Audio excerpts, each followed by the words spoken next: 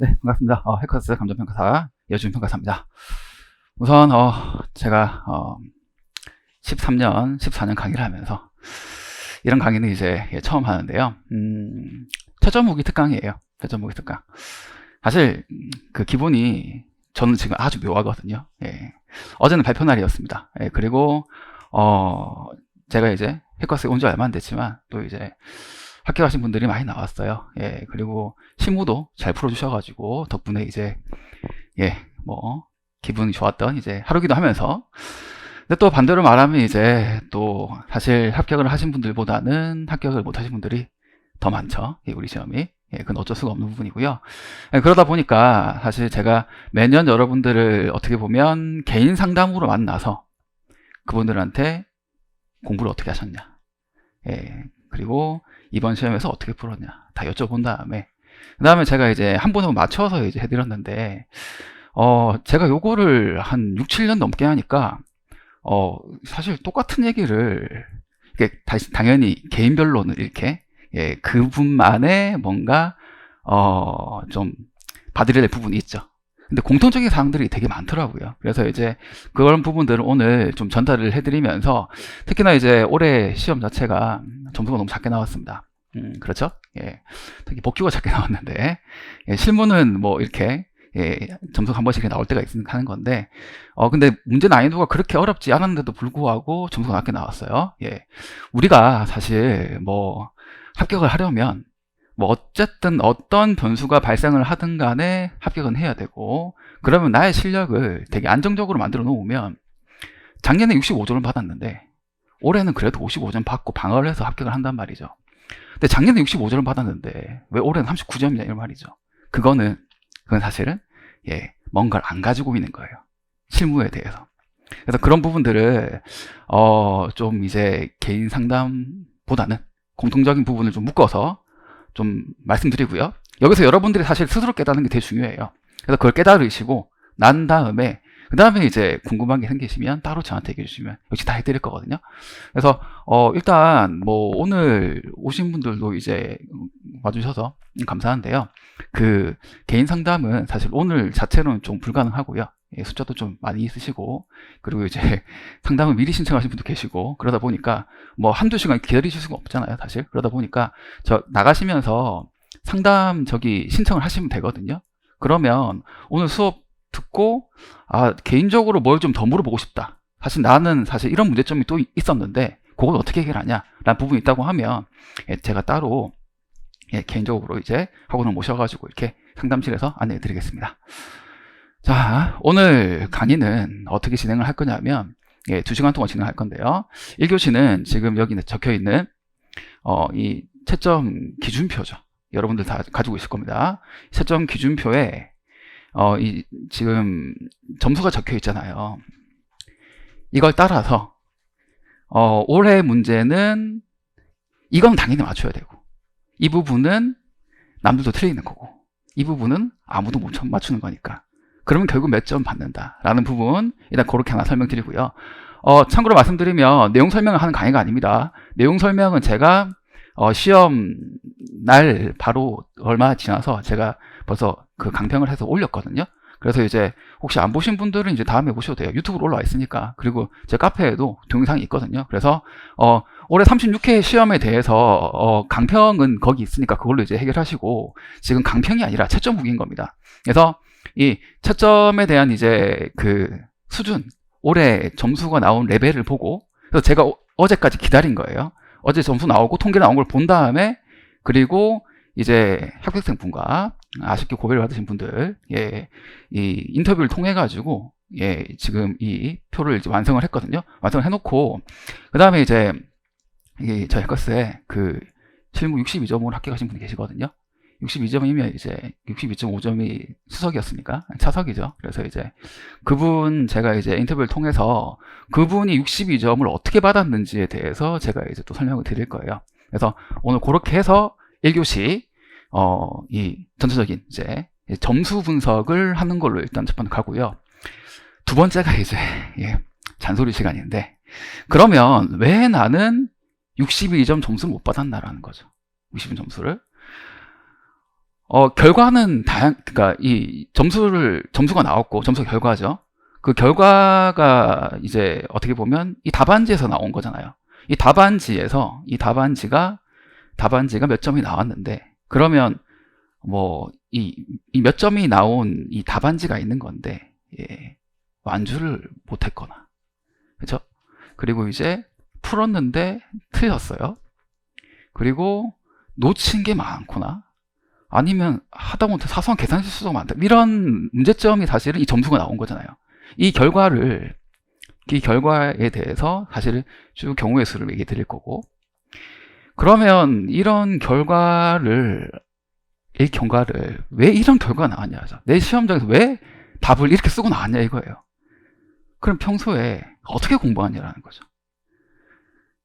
다시 말씀드리면은, 지난, 거의 뭐 10년이라고 말씀을 안 드릴게요. 한 6, 7년 되는데, 정말 이렇게 시험 끝난 다음에 상담 받으면서 이제 어떻게 보면 3년차 이상인 분들이 찾아오신 다음에 뭘 고치시라 해서 그 다음에 합격하고, 뭘 고치고 합격을 하고, 당신은 시간만 더 있으면 합격합니다 하고, 이런 식으로 참 많이 어떻게 보면 불합격생들을 합격생으로 바꿔들었거든요.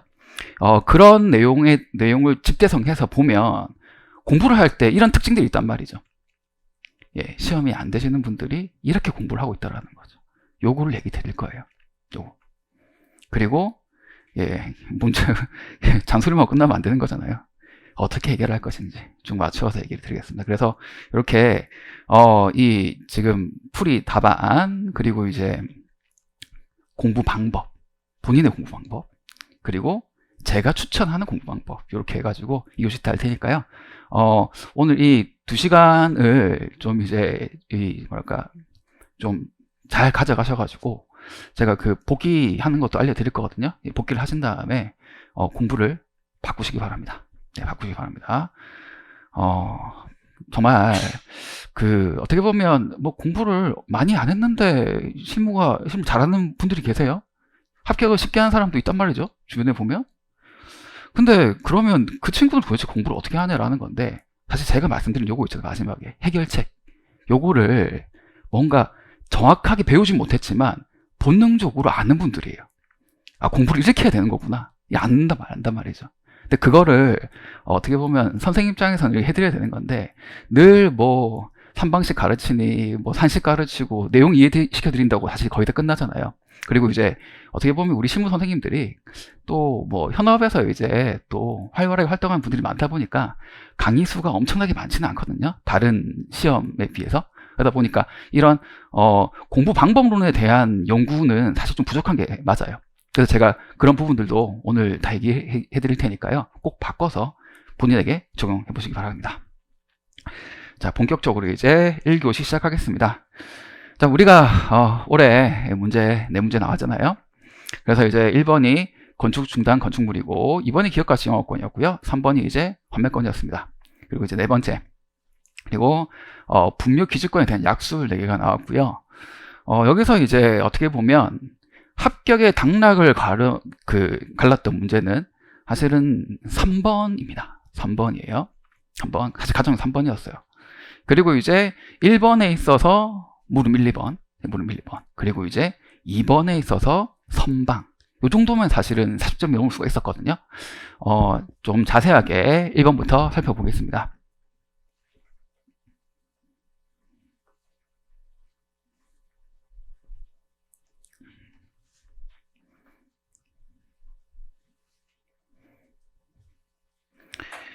자, 문제가 어떻게 흘러갔냐면, 이게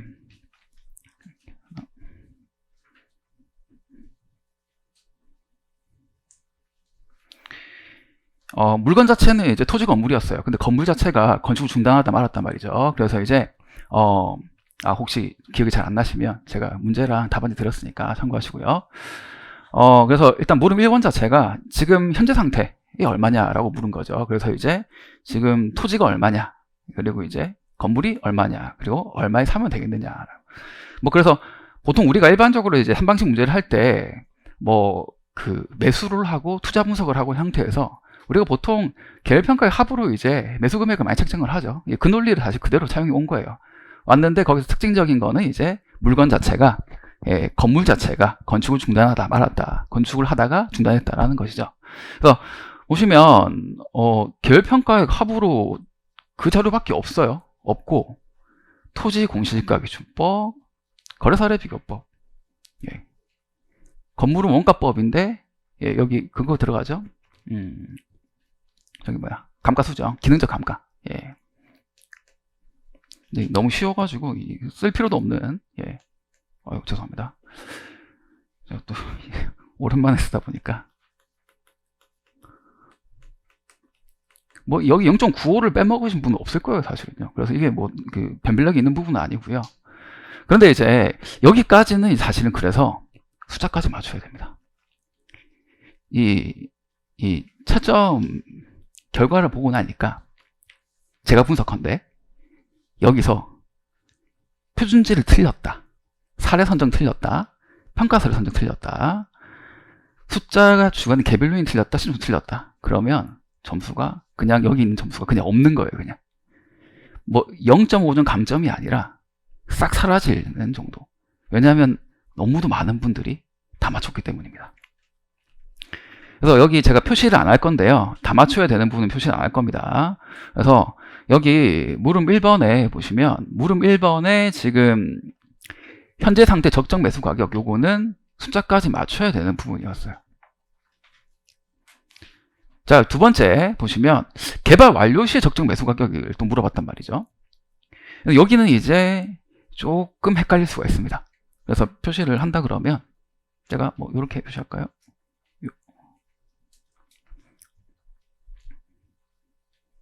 요런 느낌으로,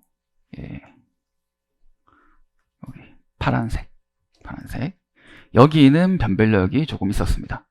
틀리면 안 되는 부분, 살짝 틀려도 되는 부분. 적정 매수 가격인데 사는 상황이잖아요. 사는 사람이 일부러 비싸게 주고 살 필요는 없죠. 그래서 안이 두 개가 있었으니까 두 개를 가지고 더 싼 걸 선택한다라는 것이고, 그 두 개 안을 할 때 토지는 어차피 앞에서 구했어요. 그대로 가져오는 거고, 건물을 구할 때 이제 추가 공사 방안은 하면 추가 공사비가 얼마가 든다라는 부분이 있었고, 여기 이제 철거 신축 방안은 철거하고 새로 올리는 거니까 그럼 공사비가 어떻게 바뀐다. 철거비를 넣어야 되고, 철거를 본인도 돈 들여서 해야 되는 거잖아요. 철거비도 들어가고, 그 다음에 신축비가 새로 들어가고, 이렇게 이제 배치가 되는 거죠. 이렇게. 근데 여기서는 이제 여기 이 부분에서 조금 로스가 있을 수도 있었고요. 그리고 이제 여기 더 작은 거 고르는 형태가 이제 약간의 변별력이 있었습니다. 물음 2번으로 가면요, 수익가액 구하는 거였죠. 사실 여기도 변별력은 사실 거의 없어요. 아니, 변별력이 틀리면 크죠. 맞춰야 되는 부분인데, 그런데 여기서 이제 좀 많은 분들이 실수를 한 부분이 있단 말이죠. 이거를 실수라고 할 수 있을지는 모르겠는데, 여기 그 운영 경비, 영업 경비 들어갈 때 경비율 넣을 때요,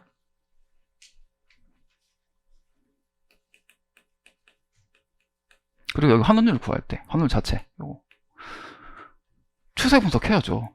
추세 분석. 아니, 점점 숫자가 비율은 올라가고 있고 영업이 올라가고 환원율은, 아니 죄송합니다, 둘 다 올라갔죠. 지금 정확하게 기억이 안 나는데, 자, 문제를 잠깐 볼까요? 네. 그래서 소득 수익률이 환원율인 거니까 환원율, 소득 수익률이 계속 이제 내려가고 있어요. 미미하게나마. 그리고 영업 경비율은 미미하게 올라가고 있어요. 그러면 이거를 평균한다는 거는 사실 제 입장에서는 이해가 잘 안 가거든요. 누가 봐도 이거는 마지막 거 적용하라는 거예요. 아니, 평균을 하는 문제라면 왔다 갔다 좋지, 이렇게 한 방향으로 가지 않잖아요. 그게 어떻게 보면 다음에 약수량으로 이어지는 건데, 시장 상황이 보합이거나 안 좋거나 조금 보합, 이런 느낌을 주고 싶다라는 거예요. 숫자가 확 바뀌지는 않잖아요, 이게. 근데 여기서 그냥 평균을 때리는 분들이 많단 말이죠. 감점이에요, 전부 다. 감점. 그럼 숫자도 바뀌잖아요. 여기까지 감점이죠. 그러니까 쉬운 문제인 경우에 점수를 그대로 드리는 저기 누구야, 채점위원이 계시고, 그게 아니라 틀린 사람은 확 이제 그러니까 이게 어쨌든 우리가 이제 180명, 200명을 이제 갈라야 되기 때문에, 끊어야 되기 때문에, 우리 최소 합격 인원제지, 우리가 점수 일정 넘으면 다 껴간다. 사실은 우리 합격자 선발되는 그 기준을 보면요. 사실 몇 명, 그러니까 최저는 있지 뭐 그런 건 없거든요. 이렇게 최대 숫자 같은 건 없어요. 사실은 많이 뽑아도 되는 건데, 여튼 그래서 그런 이제 등수를 이제 끊기 위해 가지고 점수를 좀 박하게 주는 분위기를 한다 그러면 살짝만 틀려도 점수가 확 날아간단 말이죠. 미안한데 이런 거 틀리면 일단 오지 말라는 거죠. 왜냐면 맞춘 사람이 많으니까. 이 정도입니다. 아직까지는 지금 파란색이에요. 파란색. 그런데 요 물음상 요게 어려웠죠. 사실. 요거 자체는 어려웠습니다. 뭘 하라는 거지? 딱 이제 그렇게 느껴지죠.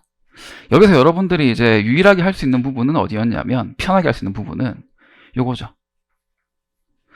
MPV PI IRR을 쓰라고 했습니다. 식을 쓰라 그랬어요. 그러면 식부터 일단 쓰고 보는 거죠. 일단 3개 쓰는 건 기본이고, 그 다음에 분석을 해야 되는 겁니다. 분석. 건축이 중단됐잖아요. 왜 중단됐을까요? 시장이 안 좋으니까. 그 시장이 안 좋다는 부분을 뭔가 약간 이상한 회계식 같은 것도 보여주고, 뭐 집값 변동률 보합세 때는 주어지고, 그다음에 율 같은 게 안 좋아지고, 이런 것들로 계속 이제 반영일, 그래서 그런 내용들을 데이터를 따로 또 줬잖아요. 이렇게. 물론 그 자체가 뭐 이걸로 보고 분석해라라고 드린 게 아니기 때문에 좀 어려웠지만, 그래도 문제 자체의 분위기는 지금 우리나라의 현재 시장 상황처럼 별로 안 좋단 말이죠. 경기가 안 좋단 말이죠. 그거를 지금 보여주는 거예요. 그러면 여기서 이제 FB PI IRR 구하는 산책을 쓰고 그게 낮아질 수 있다, 낮아진다라는 내용으로만 이끌어 나가면 되는 건데, 그래서 고득점을 하려면 사실 제 답안처럼 어떻게든 앞에 있는 숫자를 끌어와가지고 MPV든 PI든 뭐 만들어서 보여주는 게 맞습니다. 우리 62점 받으신 분 하셨더라고 보니까. 했더라고요. 뭐 물론 출제 위자의 의도 자체가 거기까지 의도를 했는지는 모르겠습니다만은 실제 결과가 점수를 더 준 것 같아요. 더 노력한 답안진 거니까. 근데 어쨌든 제가 추천하는 현장에서 할 수 있는 그 답안 수준은 방금 말씀드렸던 요 시장 동향에 대해서 이러하니까 요 수치들이, 투자분의 수치들이 안 좋아지겠다라는 내용을 써도 이제 충분하죠. 근데 참 이게 어렵죠. 우리는 항상 늘 이제 숫자만 풀고 있고 약술은 약간 약하잖아요. 그래서 왜 건축 중단 건축물이 나왔는지, 그리고 그것을 여러 가지 다른 부분이랑 연결시킬 수 있는 건데, 뭐 제가 이제 내 문제는 그 경매 컨설팅이었잖아요. 사실 저는 그런 걸 하고 싶거든요. 경매에서 하는 거 중단된 거를 사가지고 내가 유치권 해결하고, 이렇게 내가 다시 오면 부동산 가치를 많이 내가 누릴 수 있는 거잖아요. 사실 저는 약간 그런 방향으로 문제를 냈는데, 여기는 이제 그런 방향이 아니라 이 현실을 낸 거죠. 저는 투자를 하고 싶은 사람이고, 이분은 시각이 약간 다르네요. 저는 약간 적극적인 사람. 내가 잘 해가지고 나는 돈 많이 벌 수 있어, 이런 거. 여기에 보인 뉘앙스는 투자하면 안 된다는 뉘앙스예요. 이게 글 자체가, 내용 자체가. 그래서 이런 부분들이 사실 연계가 돼야 되는 건데 쉽지는 않은 부분이었습니다. 자, 여기서 이제 제가 말씀드릴 게 우리 62점 받은 이제 합격생분 점수가 여기 22점 받았어요. 네.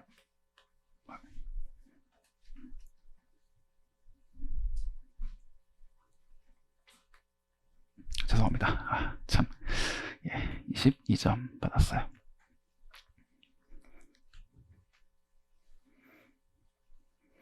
여기 물음 아까 1번에 여기 쭉 해서 여기까지 다 맞췄습니다.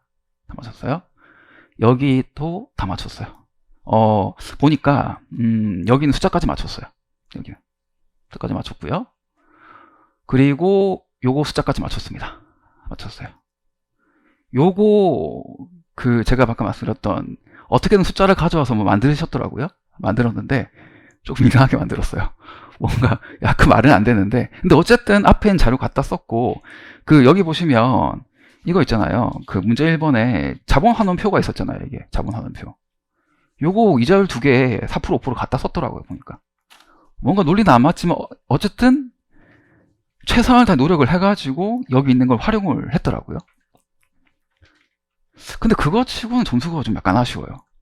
이까지 했었으면. 그래서 제가 이제 느끼기에는 복귀 답안을 보니까 여기 숫자를 약간 틀린 것 같아요. 이 앞쪽에서. 그러니까 4를 고르고 뭐 개별요인 다 맞는데 총액이 제 답안이랑 조금 다르더라고요. 보니까 여긴 총액이 똑같았는데 여기 총액이 약간 다르더라고요. 여기서 계산 실수가 살짝 있었던 것 같아요. 그래서 제가 볼 때는 이거 이상 더 잘 풀 수가 없는데 50% 좀 넘게 받았습니다.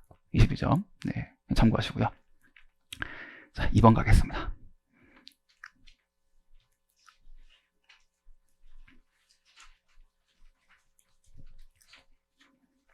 자, 이번은 이제 이 전체 큰 틀 자체는 이제 마지막 꼬린 지점은 영어권을 평가했는데요. 영어권을 평가하기 위해서 우리가 이제 기업 가치를 구해야 되는 그런 문제였습니다. 그래서 기업 가치, 영업 관련 기업 가치를 구한 다음에 영업 투하자본을 빼가지고 영업권을 구하는 영업권 평가의 이제 첫 번째 방법이죠. 그래서 이제 그 과정은 그냥 그대로 하는 건데 틀 자체는 우리가 연습을 많이 한 부분입니다. 많이 한 부분이에요. 근데 영업권이 뭐 30회 위에 워낙 많이 나오다 보니까 또 공부해야 돼. 약간 이런 느낌인 거죠. 근데 어쨌든 또 냈어요. 그래서 보시면 여기서 이제 내용 자체가 그냥 전부 다 평이하게 나왔으면 틀릴 게 없는데 조금 어려운 게 몇 개 있었습니다. 빨간색으로 표시하면 여기 요거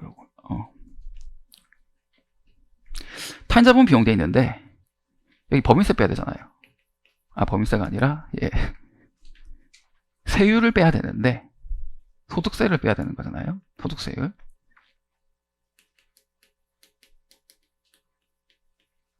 저도 습관적으로 이제 법인세를 얘기했는데 그만큼 법인세로 하는 게 습관이 되어 있기 때문에 개인기업에서 법인 전환을 할 때 개인기업에서 창출한 가치이기 때문에 거기에 해당하는 영업권을 부여야 되고 그거를 법인으로 넣는 거거든요.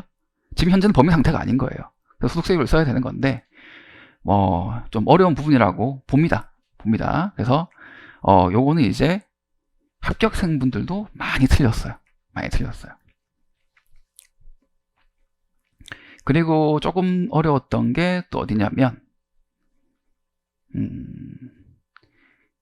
여기 그러니까 판관 비율, 여기 판관 비율인데 여기에 임대료 넣는 거, 적정 임대료.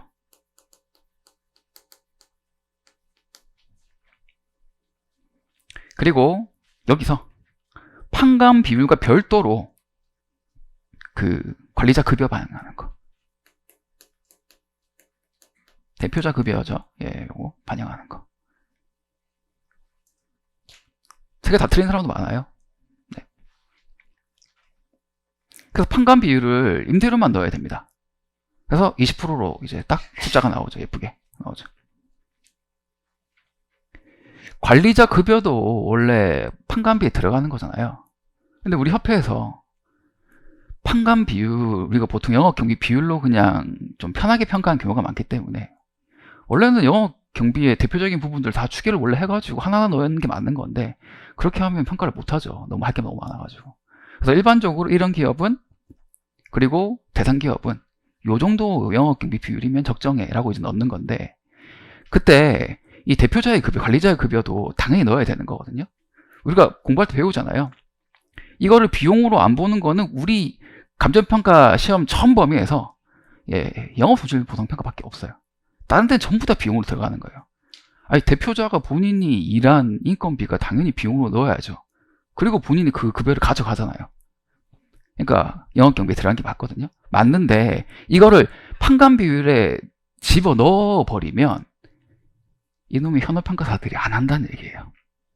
까먹고 안 한다는 얘기예요.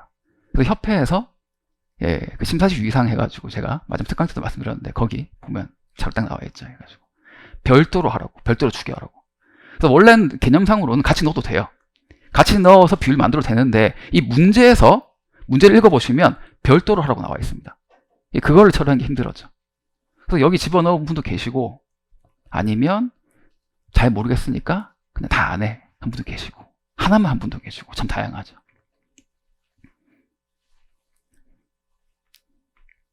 그리고 살짝 틀릴 만한 게 여기 자본 비율 구하는 게 있었는데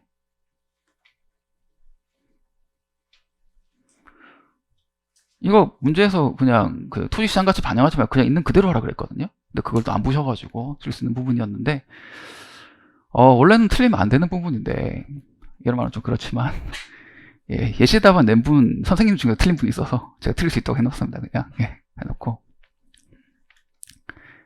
그리고 요거는 참 오랜만에 하면 틀릴 수 있는 부분이죠. 영업자산, 영업부채 둘 다 영업 관련된 것만 넣어야 되죠. 그러니까 투자 붙는 것들은 다 빼야 되는 거잖아요. 그리고 영업부채 안에 당연히 차입금 이런 거 넣으면 안 되죠. 그런 거니까. 근데 오랜만에 풀면 틀릴 수 있는 부분인데 자 여기서 이제 그러니까 맞춰야 될 부분 그리고 이제 틀려도 되는 부분인데 제가 말씀드렸던 요 실수 조금 하고 요거 다 틀렸으면 한 40% 수준으로 나왔을 것 같아요. 제 생각에는요. 근데 여기서 뭐 뭘 못 구했다, 뭐 빼먹었다 하면 이제 40% 미만의 점수가 나오는 거고요. 우리 합격생 몇 점 받았냐면 17점 받았습니다.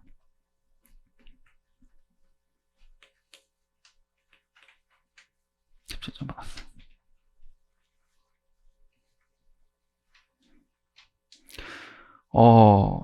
싹 다 맞췄거든요. 싹 다 맞췄는데 17점밖에 안 줬어요. 그래서 제 추정컨대 이 관리자급여 부분이 약간 요 표 안에 넣어야 되는데 요 20%는 맞췄거든요. 여기다가 안 넣지 않았을까? 어차피 지금 예시 답안에는 본인 숫자를 뭐 썼는지는 기억이 안 나니까 사실. 그래서 표 안에 관리자급여를 따로 안 보여준 것 같아요. 그리고 이제 계산기 치는 과정에 좀 틀린 게 있지 않았을까 싶습니다. 여기 있는 숫자까지 다 맞췄어요. 여기까지 율까지 운전자 소를 다 맞췄고 여기부터 이제 숫자 확인이 지금 안 되니까 빠져 있으니까 사실 숫자를 맞추는 건 특히 FC, FF에서 저도 늘 말씀드리잖아요. 이건 못 맞춘다고. 시험장에서 이걸 맞춘다 그러면 수석을 하라는 시그널입니다. 못 맞춰요. 못 맞춰요. 사실 수석은 하늘에서 내리는 거거든요. 정말 저는 제가 수석할 줄 알았는데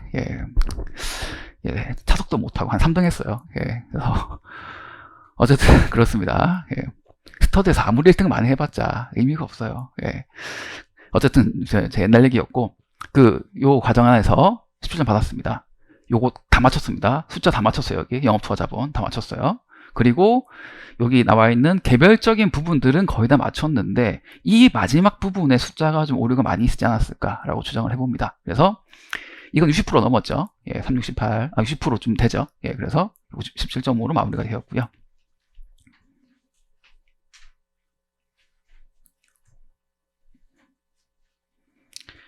자, 그리고 이제 단번 환매건 손해배상액 부분이었습니다. 손해배상액을 구하라고 문구 나와 있었지만 손해배상액을 구하는 게 아니라 손해배상을 구하기 위한 환매건 상실 납치 감정평가액과 그리고 이제 집값 변동률, 임금 유사토지 집값 변동률 구하는 것만 해서 끝났어요. 너무 쉬운 거죠. 원래는 물음 1, 물음 2 한 다음에 물음 3에서 구해봐라 라고 해야 되는데 물음 3이 생략되어 있습니다. 이렇게 그냥 하고 끝난 거예요. 환매건 상실 납치 감정평가액은 기본적으로 해당 공익사업의 영향을 다 반영해가지고 이제 금액을 구해야 되는 거고 임금 유사토지 집값 변동률은 영향 없는 걸로 구해야 되죠. 그것만 딱 잘 구분을 하면 그냥 끝나는 문제였습니다. 숫자를 맞춰야 되는 부분이었고요. 숫자를 맞춘 분이 너무 많아서 오히려 왜 그런 거 있잖아요. 이렇게 표준지 선정하거나 표현 선정할 때 뭐 문구 쓰는 거 이런 거라던가 아니면 아까 제가 말씀드렸던 공익사업의 영향을 반영한 걸로 하냐 안 한 걸로 하냐 이런 것들 있잖아요. 그런 것들 전부 다 문구를 다 써야 되고 그거 문구를 안 썼으면 감점. 문제 안에서 자릿수라던가 단가 사정을 다 줬습니다. 퍼센티지도 몇 프로일 것까지 다 줬어요. 그거 안 맞추면 또 감점. 그 정도로까지 철저하게 채점을 했을 걸로 예상됩니다.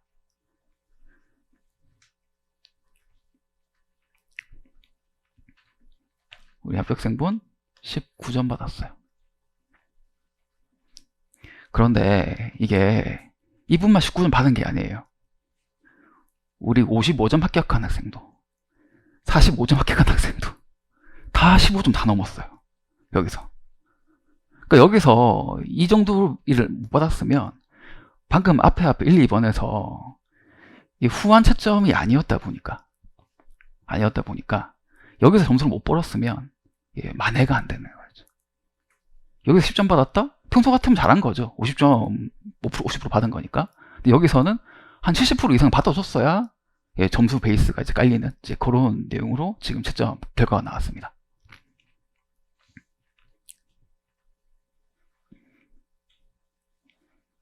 그리고 마지막 분묘기지권 소재 토지 약술입니다. 우선 첫 번째, 요건 이걸 어떻게 맞춰요? 사실 이 전체 올해 문제 중에서 가장 어려운 부분이었어요.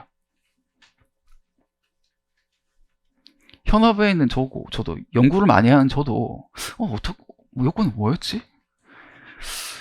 몇 개 지어내면 비슷하게 쓸 수는 있겠죠. 그 정도예요. 이게 우리 원래 시험 범위가 아니잖아요. 우리가 무슨 판례에 있는 이런 요건 다 외워야 돼요. 분묘기준권을 우리 평가할 때 메인이 되는 부분도 아니고 분명히 쓰면 그냥 감가하면 끝나는 건데 이걸 왜 외워요 사실은요. 그래서 제가 볼 때는 어떻게 보면 난이도 조정을 위해서 마지막 약술이었잖아요. 약술을 준다는 거는 난이도를 낮추겠다는 의미인데 10점짜리를 만들려고 하다 보니까 넣으신 것 같은 그런 느낌이 좀 들어요. 근데 어쨌든 요거는 또 굳이 말한다면 판례도 있고요.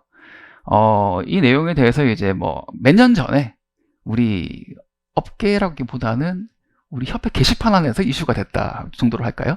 그런 내용이 있었거든요. 근데 그거까지 공부한다고 하면 공부 못하죠. 시험 범위를 딱 잡고 여기서 공부를 해야 되는데 그럼 이런 거 나왔으니까 요것도 더하고 요것도 더하면 요것도 더하면 공부가 안 되죠. 그럼 정작 요거를 이제 못 풀게 되는 거니까. 그래서 요거는 틀려도 되는 부분이었습니다. 근데 요 물음 2는 좀 다르죠. 근데 이것도 어려웠거든요. 분묘기지권이라는 걸 딱 보자마자 겁먹기 때문에 이걸 어떻게 평가해야 될 건가라는 부분도 사실 멍할 수가 있어요. 그래서 사실 이런 이제 어려운 형태의 약술이 나온다고 하면 이거를 먼저 풀면 안 됩니다. 약술을 먼저 쓰고 빨리 쓰고 앞으로 가야지 했는데 그렇게 안 돼요. 저도 참 기억이 나는 게 참 옛날인데요. 21회 때였는데 21회 제 2년차 때 2년 때 영업 손실 보상 조사 확인상 영부침에 있는 그 약술 있잖아요. 재무제표 고정자산 대장 급여 대장 이런 거 쓰는 거였는데 그거를 제가 5분을 붙잡고 있는 거예요. 5분을 붙잡고 1분 만에 쓰고 그냥 넘어가야 되는 건데 그걸 5분 붙잡고 있는 거예요. 사실 그건 어려운 약술은 아니었어요. 제가 실력이 그때 모자라서 못 푼 것 뿐이고 요건 어려운 약술이기 때문에 먼저 들어갔다 나가는 시간은 잘 먹습니다. 그리고 어차피 못 써요. 그래서 요거는 빨간색, 요거는 파란색. 요건 왜 파란색이냐면 사실 조금 뇌가 조금 유연하시다고 하면 가지고 올 게 있었으니까. 분묘기지권. 우리가 분묘기지권 강과한 이유가 법정지상권 어쩌고 비슷하니까 이렇게 하자는 거잖아요. 지상권 평가 규정 가져와서 강가평가한다. 그 강가평가할 때 공제방식, 비율방식 하는 거. 해설서까지 가면 다 나와 있는 내용이죠. 그 분묘가 있잖아요. 뭐죠? 제시외. 자, 제시외. 제시외 건물이라는 게 좀 그런데 제시외에 물건이 있는 거죠. 그러면 그런 것 자체가 있는 그런 물건 있는 것 자체가 영향을 미치는 거니까 역시 감가평가한다라는 공제방식, 비율방식으로. 그래서 하나는 지상권 규정 준용, 하나는 제시의 건물 규정 준용 해가지고 감가평가한다. 감가평가할 때 공제 비율방식이 있다. 이렇게 쓰면 이제 끝나는 거죠. 그 정도는 사실 우리 어떻게 보면 우리 합격권 레벨에 있는 분들은 할 수 있어야 되는 부분이었습니다. 이거 안 배웠어도 못 써요 라고 하는 거는 아니에요. 우리 시험이 100점 중에서 분명히 현업평가사들도 긴가민가 하는 것들 나올 수도 있거든요. 그런 것까지 대비는 다 못하지만 나왔을 때 어떻게든 나의 지식과 경험으로 선방을 할 수 있는 능력을 갖춰야 되는 건데, 그게 여기서 약간 많이 들어갔다 봅니다. 우리 합격생분은 4점 받으셨어요. 4점.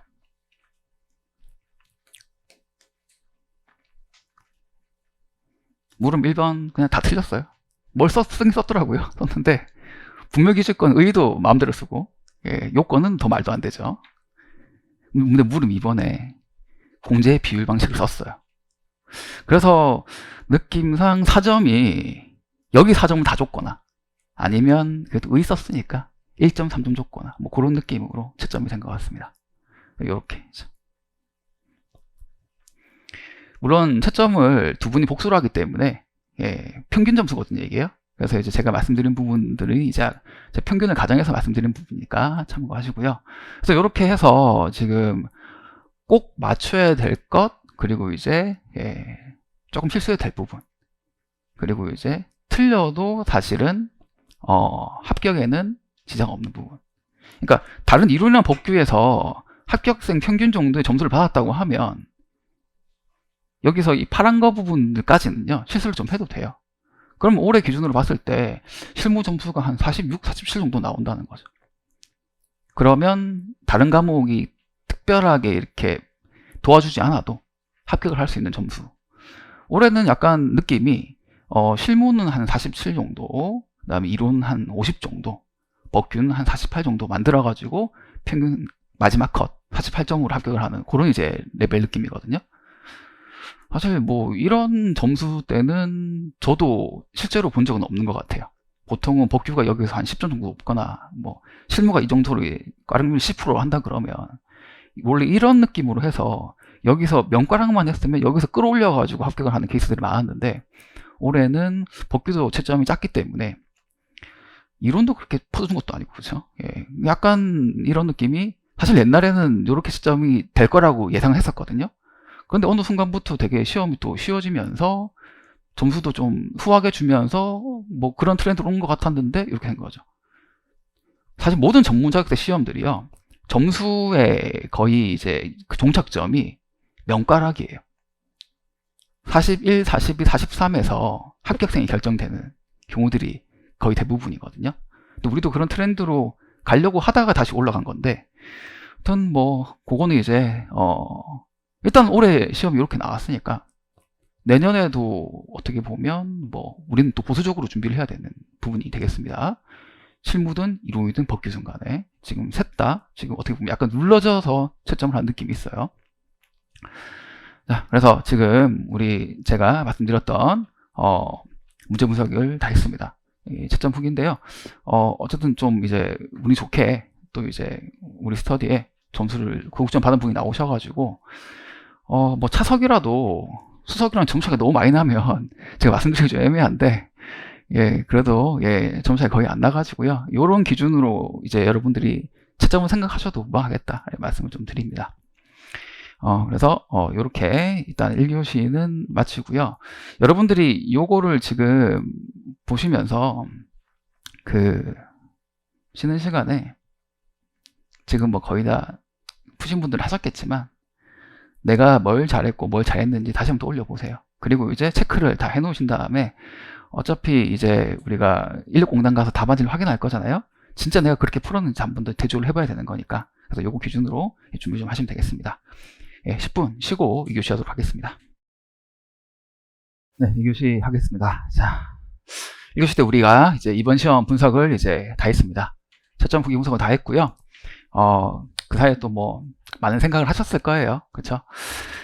근데 이제 이런 이제 뭔가 피상적인 생각으로 공부하기에는 이미 벌써 경쟁률이 너무 치열해졌습니다.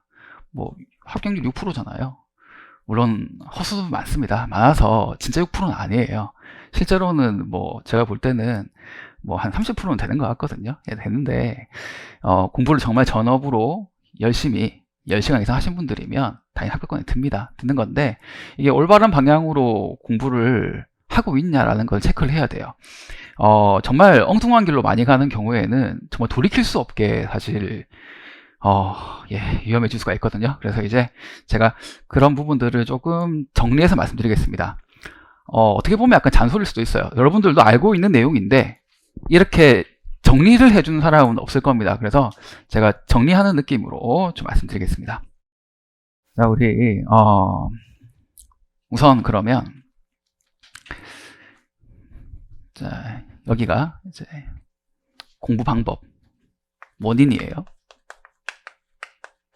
여기가 이렇게 공부를 제가 여기 말씀드린 게 한 10개 쓸 건데 이 10개에 다 해당하는 사람은 없을 거예요, 아마. 없을 거예요.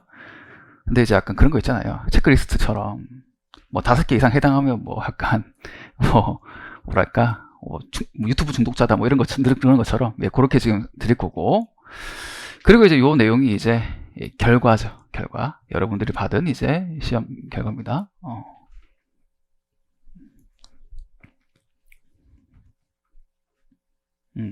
죄송합니다. 너무 넓게 쓴 것 같아요. 예. 자.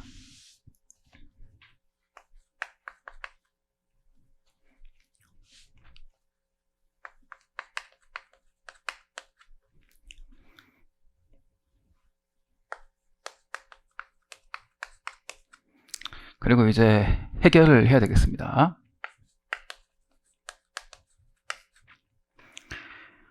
여기를 먼저 잠깐 말씀드리면 너무 당연한 것들이에요. 자, 1번. 자, 실무 이론을 챙겨야 되고요.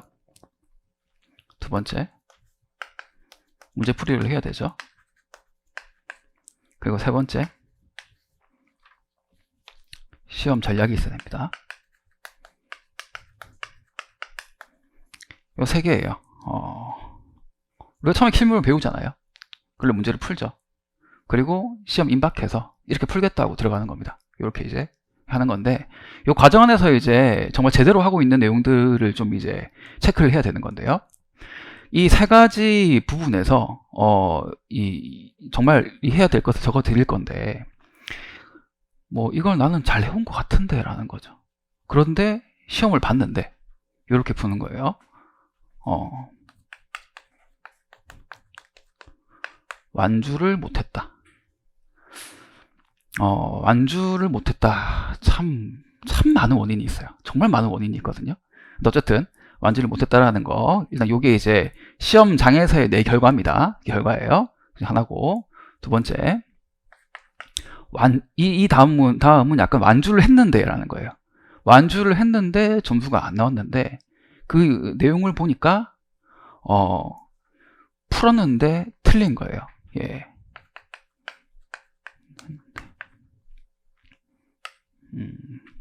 오답이라고 쓸까요?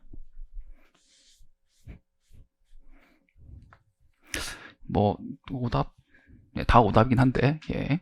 그러면 좀, 제가 그래서 요거를 자료로 못 만들어 드리는 거예요. 약간 일상용어를 써야 되기 때문에, 예. 잘못된 판단입니다. 자, 그리고 이제 이런 케이스가 많아요. 그러니까 풀었는데 잘못 풀었단 말이죠.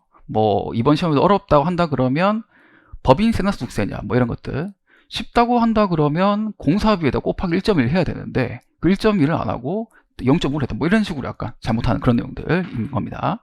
자, 여기 보시면 그 다음은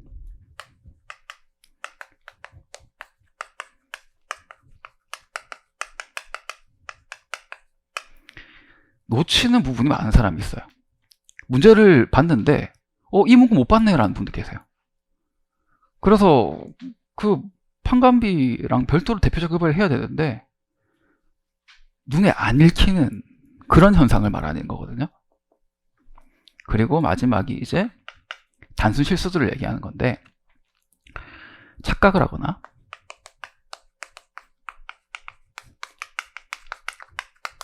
계산 실수를 하는 겁니다.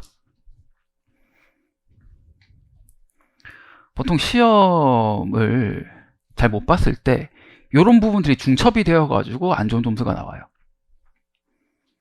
일단 완주를 못했다, 한 문제를 아예 날렸다라는 거는 사실 우리 시험에서는 있으면 거의 안 되는 부분입니다. 어떻게든 풀어서 1점이라도 받아야 되는 거예요. 정말 마지막에 1분 남았어요? 뭐 아무거나 써요. 1점이 들어갈 수 있거든요. 그럼 1분에 1점이에요. 1분에 1점이면 100분에 100점이잖아요. 그 정도로 효율이 좋은 게 한 문제를 그냥 푸는 겁니다. 그런데 나는 왜 완주를 못했을까라는 부분이고요. 여기서 이제 여러 가지 이제 내용이 나오는 거죠. 연차가 짧을 때는 이런 게 많은데 모르는 문제가 있는 거예요. 정말 모르는 거예요.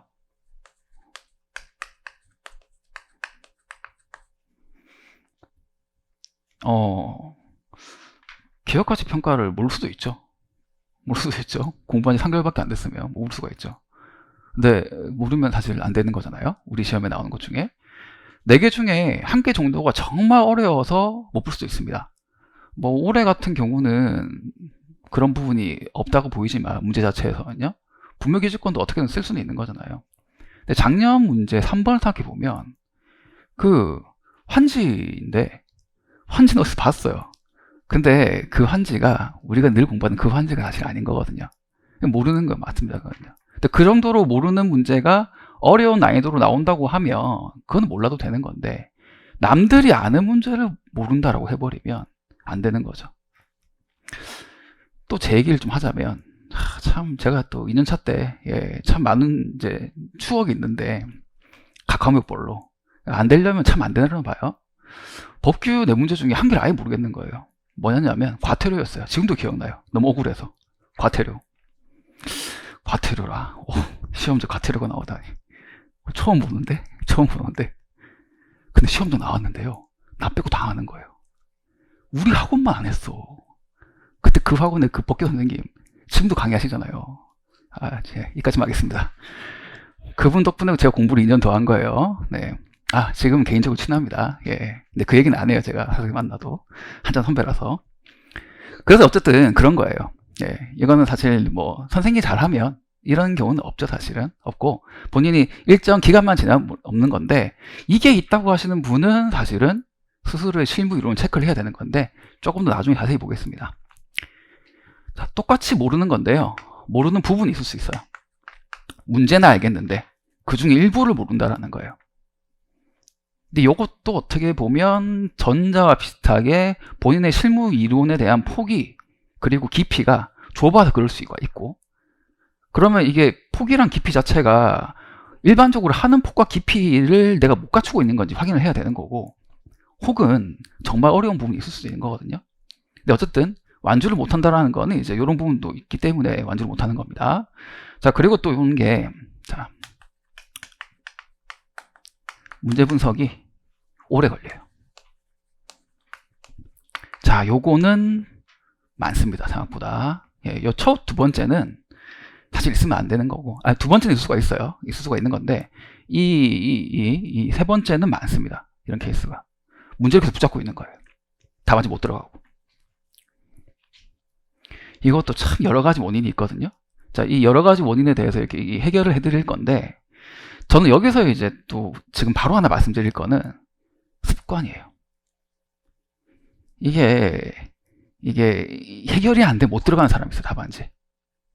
그러면 안 되거든요. 자, 시간을 재놓고 적당할 때 끊어야 됩니다. 오래 생각한다고 그래서 풀리지가 않아요. 물론 너무 짧게 분석을 해가지고 문제 분석이 부실했을 때 발생하는 문제가 사실 더 많아요. 그런데 고민만 하다가 답안지를 못 들어가서 결국에는 오래 푼다라는 거죠. 이런 분들의 특징은 뭐냐면 처음 들어간 문제를 오래 풉니다. 근데 웃긴 거는 이 문제 자체를요, 뒤에다 배치하잖아요. 또 그 시간에 풀어요. 그러니까 마지막에 배치한 문제는 다 날아가는 거죠. 너무 빨리 푸니까. 첫 번째 맡겨놓으면 너무 오래 풀어요. 꼼꼼하게 풀지만. 뭐 이런 것들이고요. 자, 그 다음 이제 답안 작성이 오래 걸리는 사람이 있어요. 사실 이 네 번째가 가장 전형적으로 완지 못하는 이유입니다. 이 네 번째 뭐냐면요, 문제 분석할 때 고민 안 하고요, 답안 쓸 때 고민하는 거예요. 가다가 멈춤, 가다가 멈춤, 지적지적거리고 있죠. 분석을 다 하고 들어와야 되는데 분석 다 안 하고 들어온 거예요. 쓰다가 멈추다 멈추고, 두 번 멈추면 10분이에요 1번급 문제에서. 그러니까 남들은, 우리가 지금 요즘 이제 권장하는 1번 문제의 풀이 시간은 최대 50분이잖아요. 사실 문제가 좀 쉽게 나오면 40분에 끊어라 라는 거예요. 왜냐하면 2번이 어려울 거니까. 그래서 제 시간에 거의 풀어야 되는 건데, 요거이신 분들이 보통 1번 문제를 풀다 보면 60분이 넘게 걸립니다. 그러면 무조건 한 문제 날리는 거예요. 2번에는 3번 하나. 그렇게 되는 거예요. 3번 하나. 자, 그리고 이제 요 하나가 더 있는데, 자,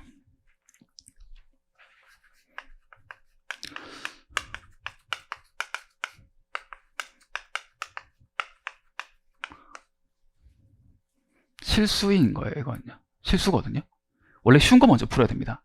근데 현장 가서 착각하는 거죠. 이게 더 쉬운 문제라고 착각하는 거예요. 그래서 어려운 문제를 먼저 푸는 사람이 있어요. 그럼 결국 이거나 이게 되는 거죠.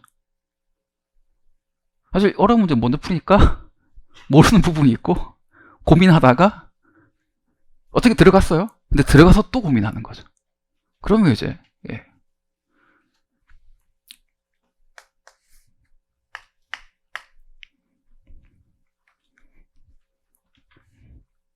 자, 요거 부분인데요. 요거를, 자, 해결을 해야 되거든요.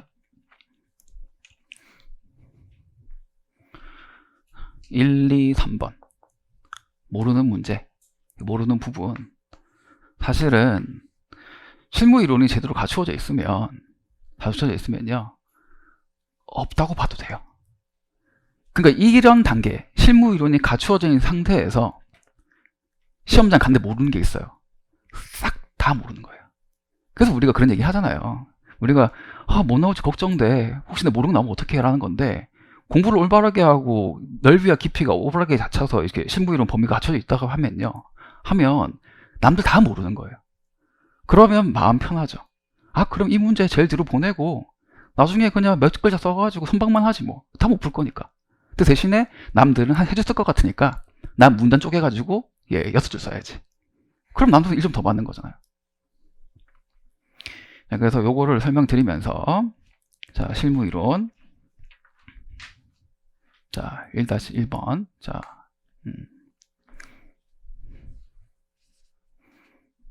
자, A.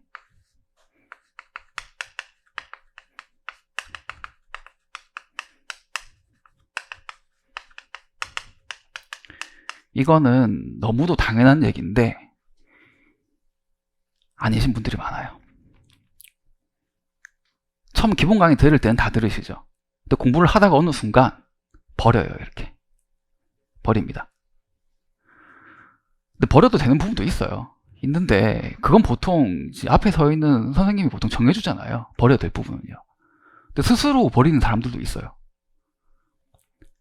그리고 넓이도 마찬가지인데 깊이도 마찬가지죠. 저거까지 공부를 해야 되나? 근데 그거를 그때 공부를 하고, 그리고 그게 뭐 제 책 보면 초급이나 중급이나 혹은 기출문제 안에 내용이 있는 거예요. 근데 이거는 좀 오버한 것 같아 하면서 이제 놓는 분들이 계신데, 그게 저는 좀 안타깝죠. 사실 혹은 그것도 있어요. 요런 요구 깊이를 참 다른 선생님 얘기하는 건 좀 조심스럽긴 한데, 사실 조금 작게 가르치는 분도 계시잖아요. 사실 업계로 우리 수험계에서 어떻게 보면 제가 넓이랑 깊이가 좀 많이 깊은 편에 속하죠. 어떻게 보면 제가 제일 넓고 깊거나 한 두 번째쯤 될 수도 있고 약간. 근데 반대로 저 끝에 계신 분이면 정말 요만큼만 가르치는 분도 계시거든요. 그렇죠? 근데 그건 조심하셔야 돼요. 왜냐면 우리가 객관적 시험이 아니고 선별하는 시험이잖아요. 옆에 앉은 사람보다 잘해야 돼요. 그냥 60점 넘으면 합격을 다 시켜주는 게 아니라 남보다 잘해야 되는 거예요. 그러면 시험에 안 볼 부분까지 볼 건 아니지만 시험에 나올 가능성 있는 부분까지는 다 방어를 할 수 있어야 하는 거죠. 근데 이거를 알고만 있어도 아예 버린 사람이랑 처음에 안 만난 사람이랑 그냥 달라요. 사실 이 부분이 아예 필요 없는 것까지 갖고 있으면 필요 없겠지만 조금 넓게 깊게 갖고 있으면 나머지는 너무 쉽거든요. 그 공부할 때 편합니다. 처음에 공부를 요만큼 하다가 덧셈으로 공부하는 것보다요, 요만큼 가지고 있다가요 뺄셈으로 공부하는 게 훨씬 쉬워요. 여러분들 그래서 이게 연차가 되면 될수록 저것도 봐야 돼? 라고 할 수도 있거든요. 사실 그게 되게 힘들죠. 하기 싫거든요, 정말. 나는 처음에 선생님한테 이만큼 배웠는데 왜 저 선생님 저것도 해야 된다 그러지? 반발심이 들고 하기 싫죠. 근데 그게 시험 나오면 어떡해요? 실제로 나오잖아요. 그래서 요건데 우선은 여기서 이제 말씀드릴 게 이 전범위라는 거예요. 예. 그리고 요거 제가 이제 보통 말씀드리는 게 책장을 만들려고 하죠. 책장. 뭐래서 책장.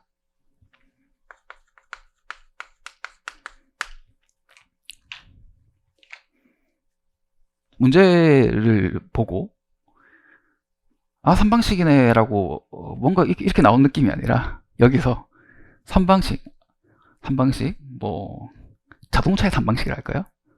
자동차가 이쯤에 있고 뭐 기본, 기초, 그 다음에 토지, 건물, 기본 3방식, 그리고 뭐 구분수, 구분삼 쭉 하면서 이제 이어져 오잖아요. 이렇게 물건별 평가, 유형별 평가로 오는 거죠. 그게 쭉 가다 보면 이제 감지순서로 가다 보면 자동차가 여기 나온단 말이죠. 여기 툭 꺼내서 쓰는 느낌 들어야 되는 거예요. 그리고 뭐 한 이쯤이면 뭐 도시 정비, 종자산 평가, 뭐 이런 느낌으로 와야 되는 거예요. 이게 머릿속에서 뭔가 둥둥 떠다니고 뭔가 무작위로 나온 느낌 들면 안 돼요. 거기는 거기지, 거기는 거기지가 돼야 돼요. 그래야 명확하게 구분되면서 정확하게 외울 수가 있습니다. 그래서 제 교재를 보면 제가 뭐 기본적으로 감식인데 감식은 너무 짧으니까 실무 기준으로 다 정리해놓고 토지보상은 토보층으로 다 정리를 해놓은 거죠. 순서 자체를 이렇게 여러분 책장을 만들 수 있게 쉽게 약간 해가지고. 그래서 머릿속에 책장을 만들어서 꺼내는 느낌. 그러면 나중에 이거 나오고 이게 나와도 매칭이 되는 거예요. 우리 가치다운 문제가 다 그런 거잖아요. 하나의 물건을 주고 목적별로 풀어라. 아니 목적은 같은데 물건별로 왜 다른 거냐. 그런 것들 전부 다 이게 응용 문제, 중급 이상의 문제로 간다 그러면 결국에는 하나 파트에서 하나 물어보지 않는단 말이죠. 여러 가지를 믹스해서 물어보는 건데 그 믹스를 가능하게 하려면 책장이 있어야 됩니다. 머릿속에.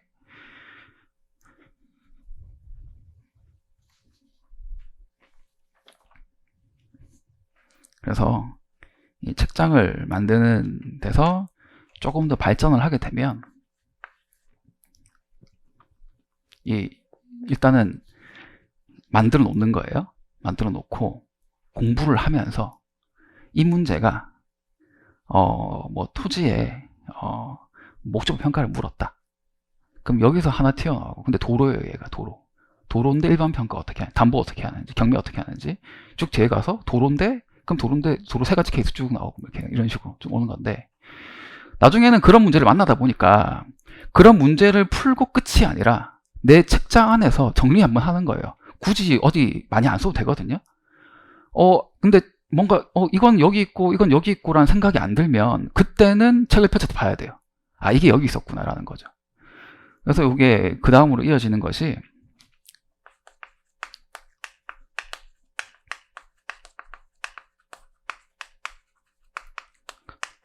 생각을 하는 건데, 그 생각이 이제 앞과 뒤를 매칭하는 거고요. 그리고 문제와 연계 생각하는 겁니다. 자, 요거 공부를 할 때 우선 처음에는 기본 강의 듣고 이렇게 책장을 만드는 건데, 그 다음에 이제 문제를 이제 풀 때 이 문제가 여기서 나왔구나라는 거를 실무 이론으로 확인하는 게 제가 처음 여기거든요. 두 번째는 뭐냐면, 나 스스로 요약집 같은 거 돌릴 때가 있잖아요. 기본서를 돌릴 때가 있잖아요. 따로 돌려야 되거든요. 돌릴 때 그 파트를 보면 그 문제가 떠올라야 돼요. 이 서브에다가 아주 복잡하게 오답노트를 쓰시는 분 만들면 계시는데, 오답노트를 만드는 게 아니에요. 오답노트라는 거는 교재에다가 쓰는 거잖아요. 내 머리에 쓰는 게 아니라. 지금 우리는 맨몸으로 들어가서 시험을 쳐야 되는데 그 책 들고 들어갈 거예요? 아니잖아요. 그러니까 오답노트라는 거는 실제로 우리 시험에서는요, 만들면 안 되는 겁니다. 그래서 제가 항상 말씀드리는 게, 오답노트를 언제 만드냐? 시험 직전 한 달 동안이요. 시험 직전 한 달 동안은 이제 실력이 거의 이제 올라오다가 거의 이제 멈췄어요. 한 달 동안 더 해봤자 사실 여기서 많이 안 올라갈 수 있습니다. 그때 하는 실수들은 시험장에 또 할 수 있는 거니까, 시험장에서 그날 아침에 보려고 딱 만드는 거예요. 평소에 보려고 만드는 게 아니라. 평소에 내가 이제 틀린 게 있는데 한 2주 뒤에 또 틀렸어요. 그럼 오답노트에 적는 게 아니라요, 반성해야 되는 거예요. 반성해야 돼, 진짜. 예. 그리고 또 한 달 뒤에 풀었는데 또 틀렸어요. 정말 크게 반성해야 돼요. 그리고 그 다음에는 안 틀려야 되는 거예요. 그러니까 이 오답노트에 적는다는 얘기는 나의 공부를 내일로 미룬다는 얘기입니다. 내일은 이거 보고 안 틀려야지라는 거예요. 다시 말하지만 객관식 시험이 아닙니다. 우리 머리로만 하는 규정식 시험이에요. 그래서 우리 실무 제 요약집 보면요, 그 보면서 뭔가 이제 처음에는 그냥 내용을 읽는 것처럼 보이는데 어느 순간부터는 이 문구를 보면 그 문제가 떠올라요. 이 문구를 보면 그 문제가 떠올라요. 그런 식으로 책을 읽어 나가야 됩니다. 그러면 이 책의 자료랑, 그러니까 문제의 자료랑 책의 문구가 매칭이 되면서요, 그 실무 이론 교재를 읽는데도 되게 입체적으로 읽혀져요. 그냥 읽는 게 아니라 한 문장 읽는데 그거였지 이런 식으로 되면서 읽단 말이죠. 그러면 훨씬 각인이 이제 많이 되거든요. 물론 모든 문구에서 문제가 떠오르면 참 많은 문제를 풀어야 되고 고수가 돼야 되는데 쉬운 길은 아닙니다. 근데 요거를 조금이라도 하는 사람과 전혀 하지 않는 사람은 완전 다른 사람이 되는 거죠.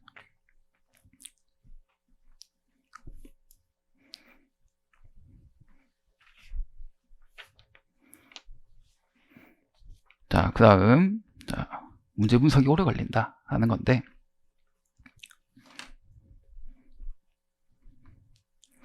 결국 이제 문제풀이랑 되겠죠. 물론 뭐 문제 분석이랑 다만 오래 걸리는 이유 자체가 고민이 원인인데, 고민이 모르는 것 때문에 기인할 수 있는 거예요. 하지만 그거는 뭐 중복되는 부분이니까 생략을 하고, 결국엔 이제 그 문제 풀이 내용을 좀 이제 말씀을 드려야 되는데,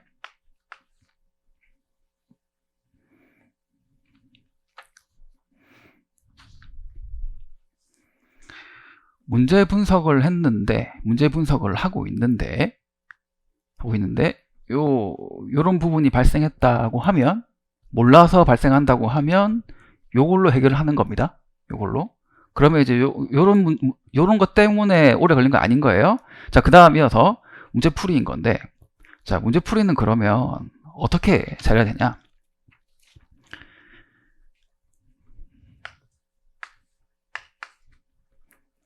일단은 문제 풀이량을 말씀드리고 싶어요. 네.